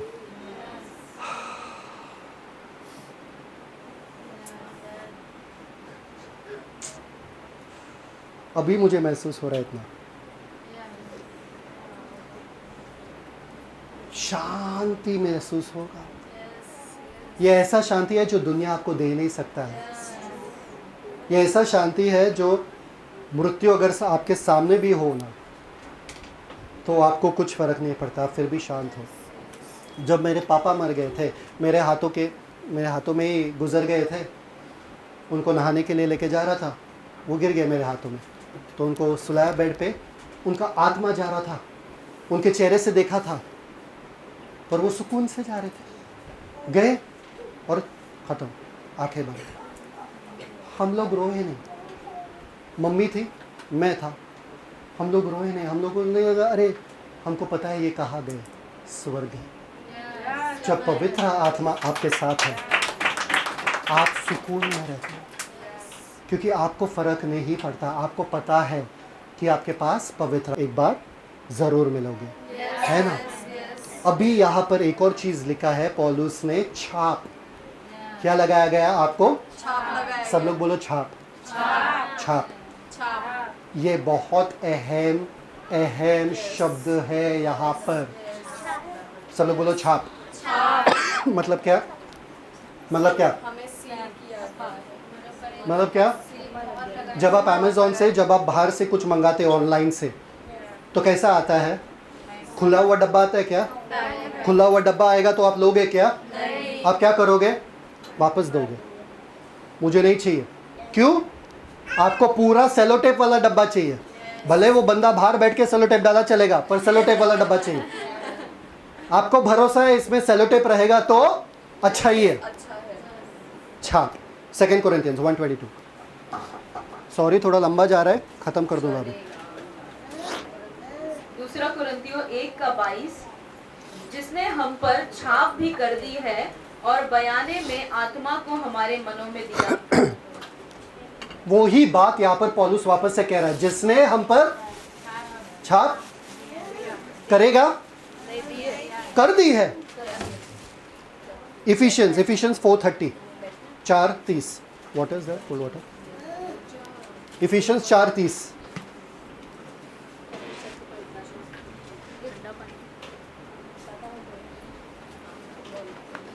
है क्या सेम? इफिसियों का 4 अध्याय उसका 30 वचन। हाँ। परमेश्वर के पवित्र आत्मा को शोकित मत करो, जिससे हाँ। तुम पर छुटकारे के दिन के लिए छाप दी गई है। क्या छाप दी गई है? कौन से दिन तक? कौन से दिन तक? मतलब यीशु मसीह के वापस लौट आने तक। यीशु मसीह के वापस अगर परमेश्वर ने आपके ऊपर छाप कर दी है, लगा दिया है, मोहर लगा दिया है, जब तक यीशु मसीह वापस ना आए तब तक कोई उठा सकता है, निकाल सकता है वो छाप को? नहीं। तो आप नरक जा सकते हो क्या? नहीं। ठीक है, मैं आपको बताता हूं। उस जमाने में वो लोग छाप किस पे डालते थे? जब एक राजा जो है किसी चीज को कहीं और भेजना चाहता था, तो वो पहले वो चीज को लेता था, जांचता था उस चीज को, या कोई आदमी या कोई व्यक्ति जो बहुत ही धनवान था, वो जांचता था उस चीज को, देखता था सब सही है क्या, सब ठीक है, बारीकी से। फिर दूसरे बंदे को देखता था, देता था, वो भी बारीकी से देखता था, ये सब सही है क्या, बारीकी से देखते थे, हाँ सिद्ध है, सही है। फिर वो लोग एक डब्बे में पैक करते थे, डब्बे में डालते थे। डब्बे में डालने के बाद अच्छे से उसको बांधते थे और उसके ऊपर मोहर लगा देते थे। आपको पता है मोहर उस जमाने में कैसा रहता था? पुराने जमाने में हाँ, कैसे? मोम, मोम वाला, लाल मोम, याद है? लाल मोम कभी देखा है?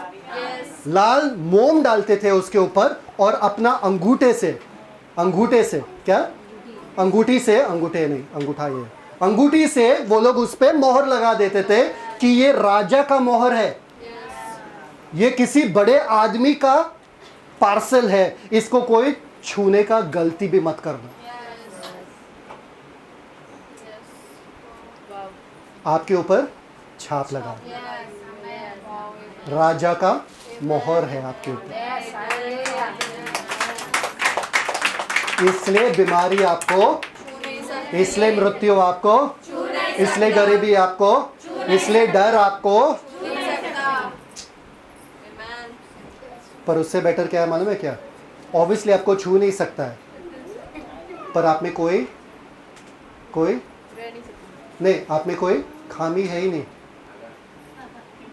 अगर आप में पवित्र आत्मा का छाप लगाया, मतलब पहले से ही आपको परखा गया है और आप सिद्ध ठहरे हो, और परमेश्वर पिता जो पवित्र, अति पवित्र है, उन्होंने आपको परखा, देखा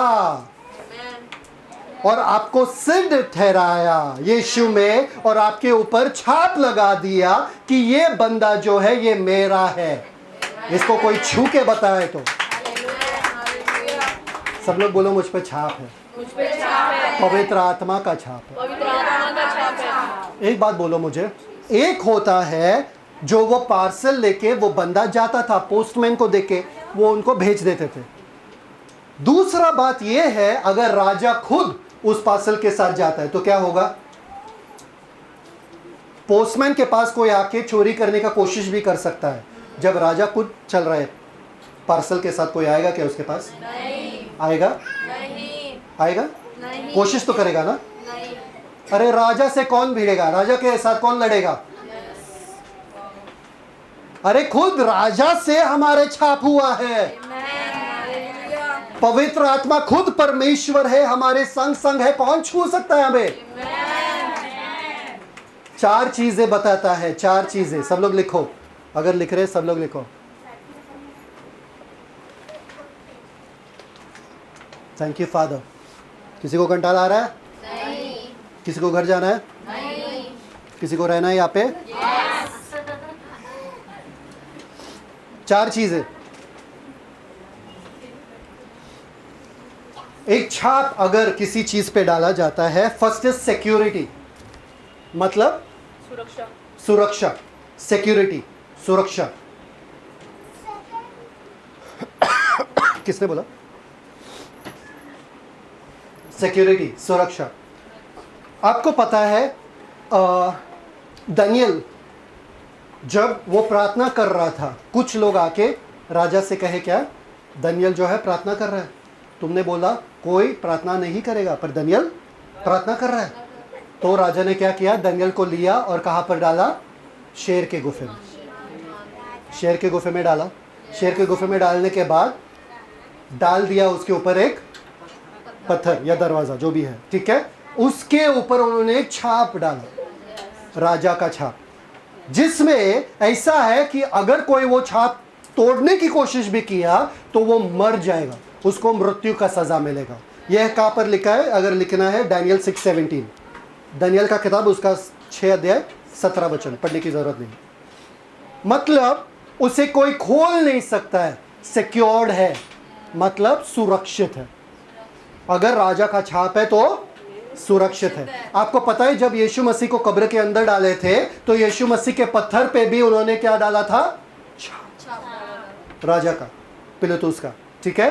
पर उनको पता नहीं था कि कोई भी ऐसा छाप मनुष्य के तरफ से नहीं है जो एक स्वर्गदूत हटा नहीं सकता है। पुनरुत्थान के सामने ऐसा कोई भी छाप नहीं है। उस छाप को भी तोड़ते हुए स्वर्गदूतों ने वो पत्थर हटाया। समझ में आया? तो एक बार आपके ऊपर पवित्र आत्मा का छाप लगता है, आप महफूज हो। कोरोना से डरने की जरूरत है नहीं। क्यों? छाप लगाई, आप महफूज हो।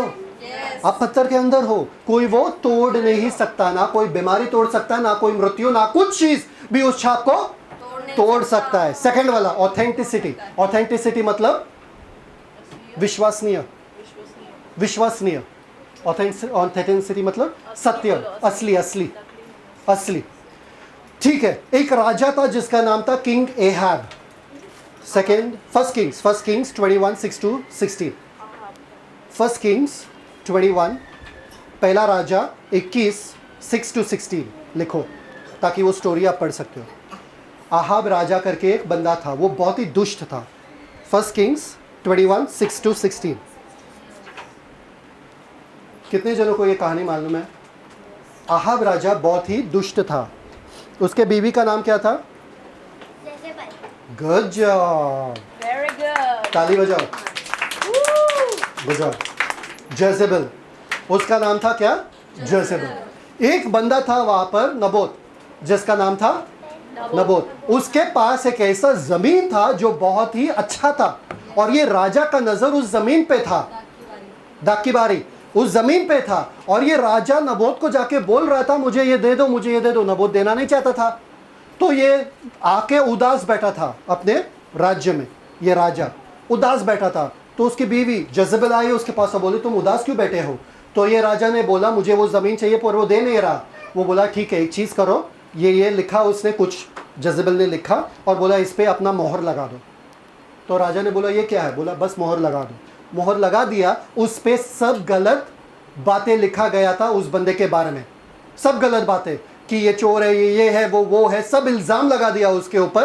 पर राजा का मोहर था, इसलिए उस शहर के लोगों ने ऐसे ही बिना विश्वास किए उस बंदे पे, वो राजा के लेटर पे उसने उन लोगों ने विश्वास किया और उन्होंने कहा ये बंदा सच में चोर है, ये बंदा सच में डाकू है, ये बंदा सच में ऐसा है, और उसको मार दिया। उसको क्या किया? नबोत को खत्म कर दिया। अभी वो बंदा मर गया तो उसका जमीन वैसा ही पड़ा है। ये राजा को वो जमीन मिल गया।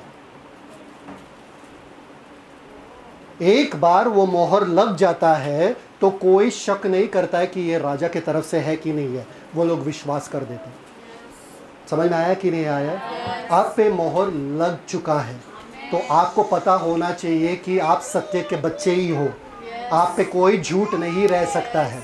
समझ में आया? कोई आप पे शक नहीं कर सकता है। आप अपने खुद के उद्धार पे शक नहीं कर सकते हो। आप इस पे शक नहीं कर सकते हो कि आप स्वर्ग पहुंचोगे कि नहीं पहुंचोगे। 1 Thessalonians 5:23 बाय हार्ट बोलो, बोलो। 1 Thessalonians 5:23। He will keep you holy. May the God of peace. Soul of your spirit, soul and body. पहला थिस्सलुनीकियों उसका 5वां अध्याय उसका 23 वचन। शांति का परमेश्वर आप ही तुम्हें पूरी रीति से पवित्र करे और तुम्हारी आत्मा और प्राण और देह हमारे प्रभु यीशु मसीह के आने तक पूरे पूरे और निर्दोष सुरक्षित रहे। क्या? कौन रखेगा? परमेश्वर। परमेश्वर रखेंगे कि नहीं रखेंगे? नेक्स्ट वर्स 24, इसको छोड़ देते। 24 तुम्हारा बुलाने वाला सच्चा है और तुम्हारे बुलाने वाला सच्चा है, तुम्हारे बुलाने वाला सच्चा है, बुलाया उसने ना, वो रखेगा तुम्हें, सच्चा है और वो ऐसा ही करेगा, ऐसा ही। और जब वो करता है कोई उसे रोक सकता है? मतलब मैं महफूज हूँ, मुझ पर छाप लगी हुई है पवित्र आत्मा की। The third one, ownership. Ownership मतलब मेरा है। हाँ, ये चीज़ मेरा है। क्या है ओनरशिप? मतलब ये चीज़ मेरा प्रॉपर्टी है। ठीक है। यिर्मयाह 32:10, यिर्मयाह 32:10 पढ़ने की जरूरत नहीं है। यिर्मयाह 32:10। यिर्मयाह जब वहाँ पर पूरा आक्रमण हो रहा था, दुश्मन इस देश पे आक्रमण कर रहे थे, यिर्मयाह नबी जो था, पवित्र परमेश्वर ने कहा उनसे कि ये जो ज़मीन है तू खरीद ले, तेरे भाई से खरीद ले, चचेरे भाई से ना, कजन से खरीद ले, तेरे भाई से खरीद ले। तो ये बोला कि अरे बाप रे बाप, ये तो दुश्मन आक्रमण करके लेके जाने वाले, इस पे क्यों पैसा डालूं मैं? बोला नहीं, तू खरीद ले, क्योंकि मैं ये बताना चाहता हूँ कि तुम लोग वापस से इसी ज़मीन पे आओगे, इसी देश में आओगे, तब ये ज़मीन तेरे नाम पे होगा। तो वो बंदा आया इसके पास और बोला यिर्मयाह मुझे ये ज़मीन बेचना है। तो उन्होंने कम दाम में यिर्मयाह को बेच दिया। तो उन्होंने बोला रुको, सारे लोगों को बुलाया और उनके सामने एक लिखा, वसीयतनामा लिखा और उस पर मोहर लगा दिया कि ये अब से यिर्मयाह का है, और जाके उसको छुपा दिया। समझ में आया कि नहीं आया? मतलब अब ये ज़मीन जो है मेरा है, क्योंकि मोहर लग चुका है। हम किसके हो चुके हैं? परमेश्वर के। हम किसके प्रॉपर्टी है? हम किसके प्रॉपर्टी है? दाम दे के खरीदा गया है हमें, इसलिए हम परमेश्वर के प्रॉपर्टी है। परमेश्वर अपने प्रॉपर्टी जाने देंगे क्या? एक एक प्रॉपर्टी ऊपर लेके जाएंगे ना अपने पास। जब आप घर शिफ्ट कर रहे हो, सब कुछ लेके जाते हो ना, कचरा भी उठा उठा कर रखते हो और लेके जाते हो ना, है ना? हाँ, सब संभाल के, टूटा फूटा हाँ वो घर में देखेंगे, उसको उधर देखेंगे, उसको उधर फेंकेंगे, सब कचरा लेके भी जाओगे। पर मेरा है, जब मेरा है कुछ ना, वो कचरा भी रहे तो मैं लेके जाऊंगा। आप कैसे भी रहो, परमेश्वर आपको लेके ही जाएंगे। समझ में आया? तो आपको टेंशन लेने की जरूरत नहीं है, आप पे छाप, लास्ट वाला अथॉरिटी। किंग एस्तर रानी का पति का नाम क्या था? किंग मोर्देकाई,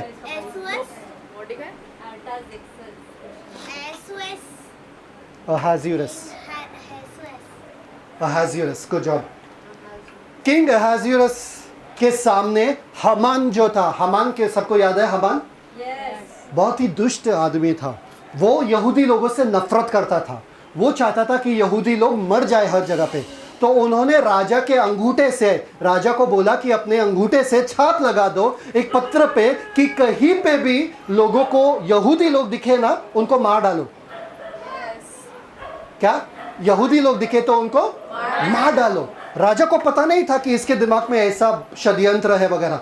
तो उसने बोला ठीक है, अंगूठी लगा दिया, उस पर मोहर लगा दिया और वो चिट्ठी को भेज दिया सब देशों में।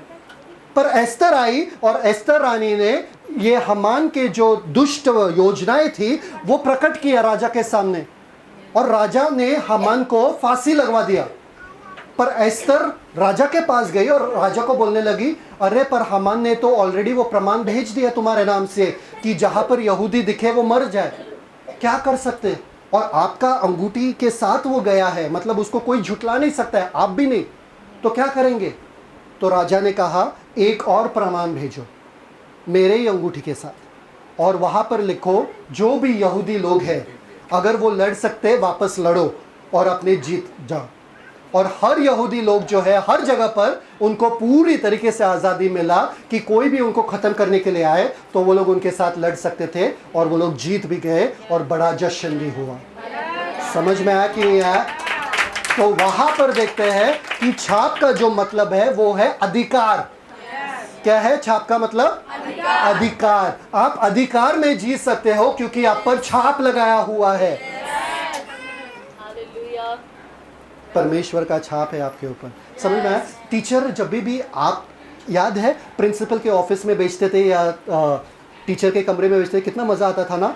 और बुक्स लेके मुझे जाओ, मैं टीचर में प्रिंसिपल को, है ना, मज़ा आता था ना? स्कूल मॉनिटर बनाया, अधिकार है, अलग ही अधिकार है। टीचर ने मुझे ठहराया, जो बैठो, टीचर ने मुझे मॉनिटर बनाया, अधिकार ही अलग है ना? आपको कितना अच्छा लगता है, और ऐसा लगता है कि सब मेरे पास देखेंगे आज, अरे ये टीचर के कमरे में जा रहे हैं, ये टीचर, सब अलग ही था ना। टीचर में कम इन, टीचर के कमरे में जाते थे, प्रिंसिपल के पास जाते थे, अलग ही लगता था। वैसे ही परमेश्वर का अधिकार, छाप है आपके ऊपर, छाप। आपको कैसा जीना है? अधिकार से। कैसा? डर के? अच्छा, विश्वास के ऑपोजिट क्या है? स्मार्ट लोग हैं। विश्वास का ऑपोजिट क्या है? शक, अविश्वास, शक। अविश्वास मतलब आप विश्वास किसी और चीज में करते हो। अगर परमेश्वर पे विश्वास नहीं करते हो तो आप किसी और चीज में विश्वास करते हो, इसलिए परमेश्वर पे विश्वास नहीं करते हो ना। मतलब विश्वास तो है ही। विश्वास के ऑपोजिट क्या है? डर। अगर एक लड़की ने जिंदगी में धोखा खाया, धोखा, ठीक है, वो क्या कहता है आदमी से? मुझे तुम पे क्या विश्वास नहीं है, मुझे डर लगता है विश्वास करने से। विश्वास के ऑपोजिट क्या है? डर। और पवित्र दुनिया क्या कहती है? डर के आगे जीत है। विश्वास के आगे जीत है। यस, आमेन। क्या बात है। विश्वास के आगे जीत है। डर हमारे में है ही नहीं, क्योंकि डर का आत्मा हमें दिया ही नहीं है। तो अगर हमें जीतना है तो हम डरेंगे क्या? फिर जीतेंगे क्या? विश्वास के आगे, विश्वास के आगे, विश्वास के आगे कौन है जो इस दुनिया पे जयवंत होता है? जो विश्वास करता है। फर्स्ट जॉन 5 क्या है? क्या है first John 5? Who is he that overcome the world?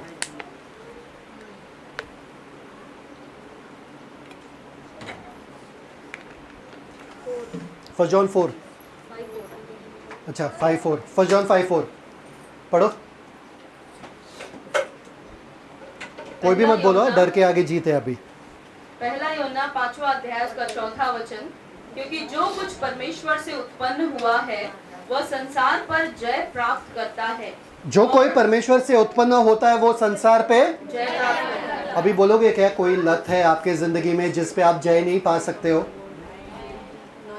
मतलब आप मुझे बोल रहे हो आप परमेश्वर से उत्पन्न नहीं हुए?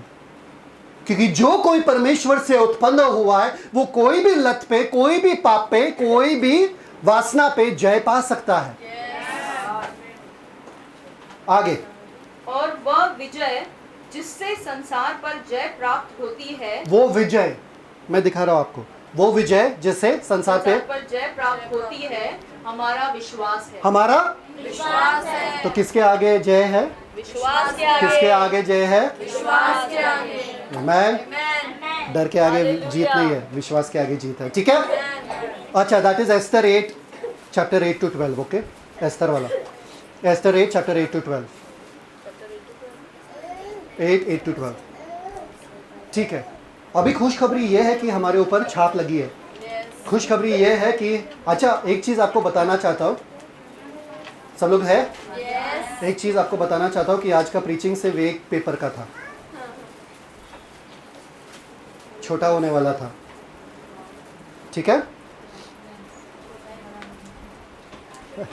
ठीक है। अच्छा, एक खुशखबरी ये है, कैमराज ऑन।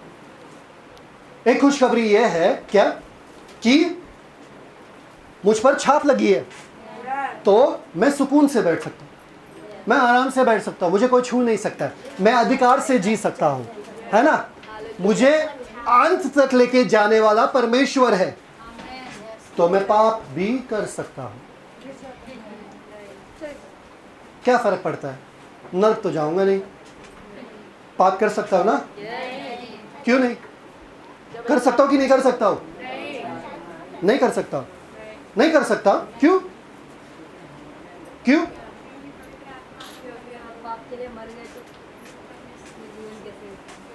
छाप लगा दिया गया ना, मैं स्वर्ग पहुंच गया, मुझे स्वर्ग से कोई नहीं हटा सकता है। अब जैसे चाहिए वैसे जियो। जैसे चाहिए वैसे जियो। 2 तिमोथी 2:19। दूसरा तीमुथियुस 2:19। दूसरा तीमुथियुस 2:19।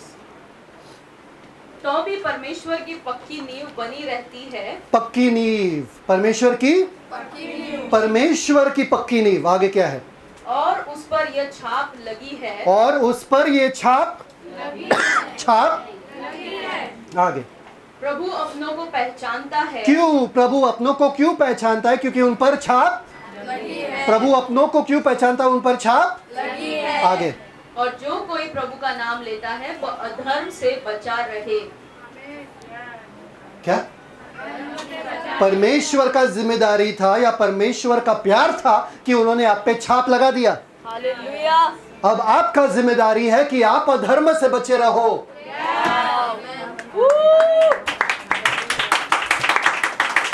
मेरा कंपनी जो है जिसमें मैं काम करता हूं, उसमें किसी भी जन को वो लोग बाहर फेंकते नहीं है, कंपनी से निकालते नहीं है, किसी भी मुद्दे के लिए निकाल नहीं सकते। वो जाने जाते हैं उसी के लिए कि वो किसी को भी निकाल नहीं सकते हैं, टाटा के लिए। समझ में आ रहा कि नहीं आया? इसलिए एक बार जो वहां पर कि कोई लग गया, ठीक है, तो मेरे कंपनी में जो है वो लोगों को फायर नहीं करते, मतलब वो काम से निकालते नहीं है। तो इसका क्या हम लाभ उठाएंगे क्या? हम कैसे भी जिएंगे वहां पे? मेरा मन कैसा करता है मालूम है क्या? इनको पूछो, मैं और जल्दी जाता हूं काम पे, मैं और ज्यादा समय वहां पे बिताता हूं, मैं और अच्छे से अपना कमाई करता हूं वहां पे। और इस बार जो था मार्च महीने में मुझे सबसे ज्यादा हाईएस्ट इंसेंटिव्स मिला परमेश्वर के महिमा के। सिर्फ उनसे मैंने कुछ नहीं किया, परमेश्वर का महिमा ही है। पर मैं जानता हूं कि मुझे कोई निकाल नहीं सकता है, पर इसका मतलब ये नहीं कि मैं कैसे भी रहूं वहां पे। मेरा और प्यार बढ़ गया मेरे काम के लिए। जब आपको पता है कि परमेश्वर ने ऐसा छाप आप पे लगा दिया कि आपको कोई छू नहीं सकता है, आप स्वर्ग पहुंचोगे, तो आपका जिम्मेदारी नहीं बनता कि आप भी प्यार करो उनसे, कि आप पाप से दूर रहो। अगर मुझे ऐसा पत्नी मिला जो मुझसे इतना प्यार करती है, क्या मैं कैसे भी रहूंगा? मैं उतना ही प्यार करूंगा ना वापस उनसे। समझ में आ रहा है कि नहीं आ रहा? टाइटस 2, तीतुस 2। परमेश्वर का अनुग्रह हुआ है आप पे, सब पे हुआ है। क्या करने के लिए? महिमा करने के लिए, ठीक है, सोने के लिए। Titus 2, 11 to 14। तीतुस उसका दूसरा अध्याय, उसका 11 वचन। क्योंकि परमेश्वर का वह अनुग्रह प्रकट है। परमेश्वर का वो अनुग्रह प्रकट है। क्या करता है? वो अनुग्रह क्या करता है? जो सब मनुष्यों के उद्धार का कारण है। जो सब मनुष्य का उद्धार का, वो अनुग्रह की वजह से आपका उद्धार हुआ, अनुग्रह की वजह से आपका उद्धार हुआ, अनुग्रह की वजह से आपका उद्धार हुआ। आगे, और हमें चेतावनी देता है। वो अनुग्रह आपको चेतावनी देता है। क्या देता है? क्या देता है? चेतावनी देता है। आगे, कि हम अभक्ति और संसारिक अभक्ति और संसारिक अभिलाषाओं से, अभक्ति और संसारिक अभिलाषाओं से, अभक्ति और, सब लोग सुनो, अभक्ति और संसारिक अभिलाषाओं से मन फेर कर, मन फेरना पड़ेगा। चेतावनी दे रहा है वो अनुग्रह आपको, संसार के अभिलाषाओं से, अभक्ति से मन आपको फेरना पड़ेगा। परमेश्वर ने सब किया आपके लिए, आपके मन को आपको फेरना पड़ेगा, आपको हटाना है संसार के बातों से। डिनाइंग मतलब क्या? नकारना। मालूम है वो जो लोग जाते ना हिमालय में सन्यास बनने के लिए, या क्या करते हैं, सन्यासी बनने के लिए, सब त्याग देते हैं। एक औरत थी, मेरे माँ जहाँ पर काम करती थी ना, नर्स, एक औरत थी वहाँ पे, इतना ज्ञानी, इतना नौजवान औरत, 24 इयर्स की थी, 24 साल की थी, इतना एजुकेटेड, हाईली क्वालिफाइड, यूएस में जाके अपना एजुकेशन वगैरह, मास्टर्स वगैरह सब करके आई। 24, जैन थी, जैन। यहाँ पर आके वो सन्यासी बनने के लिए अपना जीवन त्याग दी। सन्यासी बनने के लिए उनको क्या करना पड़ता है मालूम है क्या? वो जो रास्ते पे चलते हैं ना सफ़ेद कपड़े पहन के, है ना, वो लोग ऐसे ही लोग नहीं है, वो लोग बहुत ज्ञानी लोग हैं, समझो। वो लोग अमीर लोग थे, वो लोग सब छोड़ छाड़ के वो लोग ऐसे जीवन जीते, हर जगह जाते हैं, किसी भी आदमी के बनाए हुए चीज़ का इस्तेमाल नहीं करते। हालांकि वो व्हील चेयर में जाते, क्या मालूम किसने बनाया व्हील चेयर, पर फिर भी, इसलिए वो लोग कभी टॉयलेट का भी इस्तेमाल नहीं करते और ये सब इस्तेमाल नहीं करते। बोलते कि आदमी की चीज़ों से हमें नफरत है, तो उनके पास मोबाइल नहीं दिखेगा, उनके पास कुछ नहीं। सन्यासी, पूरे सन्यासी, ठीक है। ये औरत के वो सन्यासी होने का जश्न में गए मम्मी, क्योंकि मम्मी वहाँ पर काम करती थी तो जाना पड़ा। बड़ा सा पार्टी रखा जाता है, उस पार्टी में सब लोगों को खाना दिया जाता है और वो औरत को बिठाया जाता है वहाँ पे और उसके एक एक बाल नोच देते हैं, निकाल देते उसके सर से, ऐसा खींच खींच के। मम्मी बोल रही थी इतनी खूबसूरत थी वो लड़की, इतनी खूबसूरत थी, और इतनी ज्ञानी और इतनी समझदार थी, फिर भी अपना पूरा जीवन इसके लिए त्याग कर दिया। हर जगह भीख भीख मांग मांग के जो उनको मिलता है खाने के लिए वो लोग खाते हैं। पैसा नहीं रहता उनके पास, सिर्फ खाने के लिए जाते, मतलब कोई दिया खाने के लिए तो वो खाते हैं, तो इसलिए पोटली में बांध बांध के वो लोग लेके जाते हैं हर जगह खाने के लिए। समझ में आ रहा है कि नहीं आ रहा है? सब छोड़ छाड़ के, वैसे ही आपको छोड़ छाड़ के अपना मन हटाना पड़ेगा उन चीज़ों से। कैसे हटा सकते हो आप? कैसे हटा सकते हो? कभी कुछ ऐसा खाना खाया जो आपको बहुत पसंद है, पर एक बार आपको वो खाने से उल्टी हो गया, फिर आपको वो खाने से नफरत हो गया। कभी आपके साथ हुआ है ऐसा? बहुत अच्छा था, फिर आपको एक बार उल्टी हो गया तो आप वो खाने के पास देखते नहीं, है ना? ऐसा होता है ना कभी, क्योंकि आपका दिमाग में वो मन फिर गया आपका। आपको उल्टी करना पड़ेगा दुनिया के बातों का। जब तक आपको उल्टी नहीं होता ना ये दुनियादारी के बातों का, तब तक आपका मन उसी में लगा रहेगा। समझ में आया? आगे अभक्ति और संसारिक अभिलाषाओं से मन फेर कर इस युग में संयम और धर्म और भक्ति से जीवन बिताएं। संयम और धर्म और भक्ति से जीवन इस युग में, इस युग में अनुग्रह आपको ये सिखाता है। परमेश्वर का अनुग्रह, परमेश्वर का अनुग्रह आपको पाप में जीने का लाइसेंस नहीं देता है। परमेश्वर का अनुग्रह आपको पवित्र जीवन जीने का सामर्थ्य देता है। आमेन, आमेन, थैंक यू जीसस। जितने जन सोए आमेन बोलो। 1 Corinthians, you have read till 14 ना? नहीं 14 नहीं। वचन 13, और उस धन्य आशा की अर्थात अपने महान परमेश्वर और उद्धारकर्ता यीशु मसीह की महिमा के प्रकट होने की बात जोते रहे।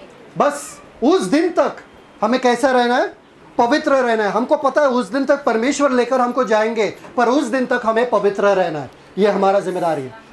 सामर्थ्य हमें मिला है पवित्र रहने का, कोई बहाना नहीं है हमारे पास। ठीक है, नेक्स्ट 14। जिसने अपने आप को हमारे लिए दे दिया कि हमें हर प्रकार के अधर्म से छुड़ा ले और शुद्ध करके अपने लिए एक ऐसी जाति बना ले जो भले भले कामों में सरगर्म हो। भले भले कामों में सरगर्म तो है। कोई भी चिढ़ाए तो तुरंत चिढ़ा जाता है। हमारा सर तो हमेशा गर्म रहता है ना? सरगर्म भले भले कामों के लिए रहना चाहिए, ऐसे कामों के लिए नहीं, है ना? तुरंत गुस्सा आता है, वैसे नहीं। ठीक है, 1 Corinthians 15:10, ब्यूटीफुल वर्स। 1 Corinthians 15:10। पहला कुरिन्थियों 15 अध्याय उसका 10 वचन, परंतु मैं जो कुछ भी हूँ परमेश्वर के अनुग्रह से हूँ। जो कुछ मैं हूँ, पौलुस कह रहा है, मैं परमेश्वर के अनुग्रह से हूँ। आगे लास्ट वर्स। उसका अनुग्रह जो मुझ पर हुआ, उसका अनुग्रह जो मुझ पर तो मैं आराम करूंगा, अभी नहीं, मैं पाप करते रहूंगा, मैं कुछ भी करूंगा, जो चाहे मर्जी करूंगा। आगे उसका अनुग्रह जो मुझ पर हुआ वह व्यर्थ नहीं हुआ। वो व्यर्थ नहीं हुआ। कैसे पता वो व्यर्थ नहीं हुआ? कैसे पता वो व्यर्थ नहीं हुआ? हालेलुया।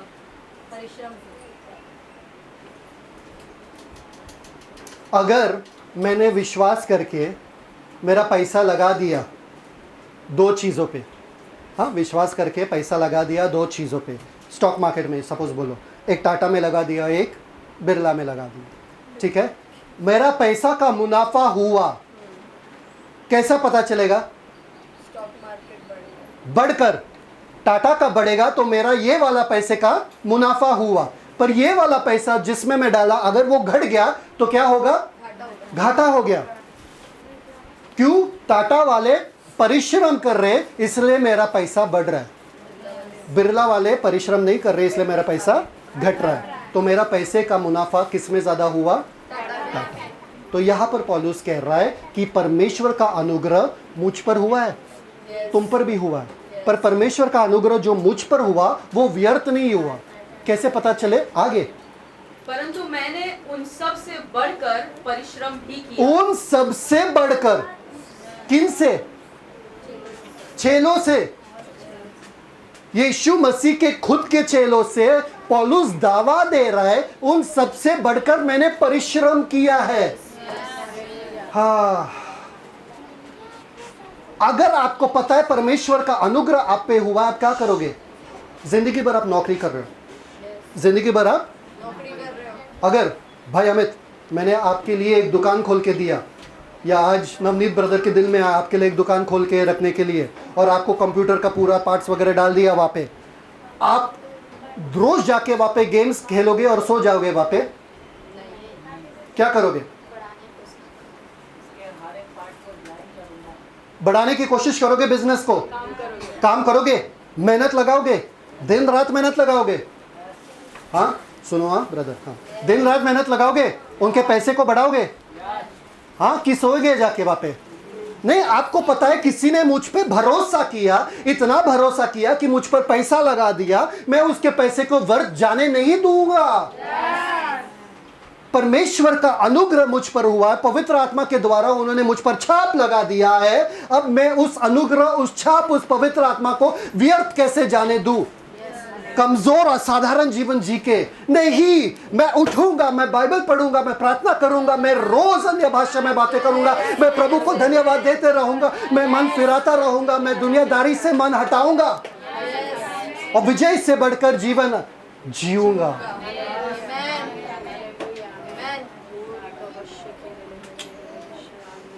मेहनत करना है। क्यों? इसलिए नहीं ताकि आप पवित्र आत्मा और पा सकते हो, इसलिए नहीं कि आप परमेश्वर का अनुग्रह और पा सकते हो। मेहनत करना है क्योंकि आपको पवित्र आत्मा मिला है और आपको अनुग्रह मिला है। खुशी खुशी मेहनत करो। आज मेरे अगर पापा मेरे लिए कुछ खोल के देते थे तो मैं खुशी खुशी उसमें मेहनत करता था। क्यों? मेरे पापा ने खोला है, मेरा खुद का है ये बिजनेस, मैं खुशी खुशी इसमें मेहनत करूंगा। क्यों? पूरे जी जान से अपना जान डाल दूंगा इसमें। मेरे पापा ने मुझ पर इतना भरोसा किया, मुझे इतना सामर्थ्य दिया, क्या करूं मैं? मेहनत करूंगा। हालेलुया। इसलिए परमेश्वर के वचन में एक ऐसा पैराबल है। क्या पैराबल है? दृष्टांत कि एक को दिया था 5, एक को दिया था 2 और एक को दिया था 1। 5 वाले ने 10 बनाया, 2 वाले ने 4 बनाया, 1 वाले ने जमीन में गाड़ दिया। सबको मिला, सबको मिला। हाँ, सबने बढ़ाया, 2 ने बढ़ाया, 1 ने गाड़ दिया और 1 ने वापस से वैसे का वैसा ही दिया। आप उस सामर्थ्य और पवित्र आत्मा को जब यीशु मसीह आएंगे कैसे दोगे वापस? बढ़ा के। जो पवित्र आत्मा आपने दिया, जो सामर्थ्य आपने दिया, वापस वैसे ही लेके दे रहा हूं। गाड़ के रखा मेरे अंदर, किसी को छूने नहीं दिया। इतना गाड़ के रखा कि लोगों को पता नहीं था मैं क्रिस्ती हूं। इतना संभाल के रखा पवित्र आत्मा को अंदर। आपको मल्टीप्लाई करना है। क्या करना है? आमेन। मल्टीप्लाई करना है। सब लोग बोलो, मुझ पर पवित्र आत्मा का छाप हुआ जब मैंने यीशु पर विश्वास किया। अब जो मुझ पर अनुग्रह हुआ है, मैं मेहनत करूंगा और उस अनुग्रह को व्यर्थ नहीं होने दूंगा। मैं पवित्र आत्मा और सामर्थ्य से जीऊंगा और बड़े बड़े काम करूंगा और पुनरुत्थित जीवन जीऊंगा जब तक पर यीशु मसीह वापस ना आए। पिता परमेश्वर, धन्यवाद देते सुंदर समय के लिए, आपके वचन के लिए धन्यवाद कि आपने हमको जांचा, देखा, परखा, सिद्ध किया और हम पर अपना मोहर, अपना छाप लगा दिया। पवित्र आत्मा का छाप जो कोई भी तोड़ नहीं सकता है। पिता, हम कहते हैं कि जो अनुग्रह हम पर हुआ हम व्यर्थ जाने नहीं देंगे, पर उस दौड़ को ऐसे दौड़ेंगे पिता परमेश्वर, बड़े शिद्दत से, बड़े लगन से पिता परमेश्वर, क्योंकि हम पर ऐसा प्यार करने वाला और कोई था नहीं कभी। आपने ऐसा प्यार किया हमसे पिता परमेश्वर कि अब हमारा जीवन पूरी तरीके से आपका हो चुका है। होने दो पिता परमेश्वर, इस जीवन से सिर्फ और सिर्फ आपको महिमा मिले, सिर्फ आपका नाम बढ़े और दुनियादारी से अपना मन हटाए पिता, और पवित्र आत्मा से ऐसा रिश्ता जोड़े कि पवित्र आत्मा के वाणी को सुन के हम हर दिन जिए।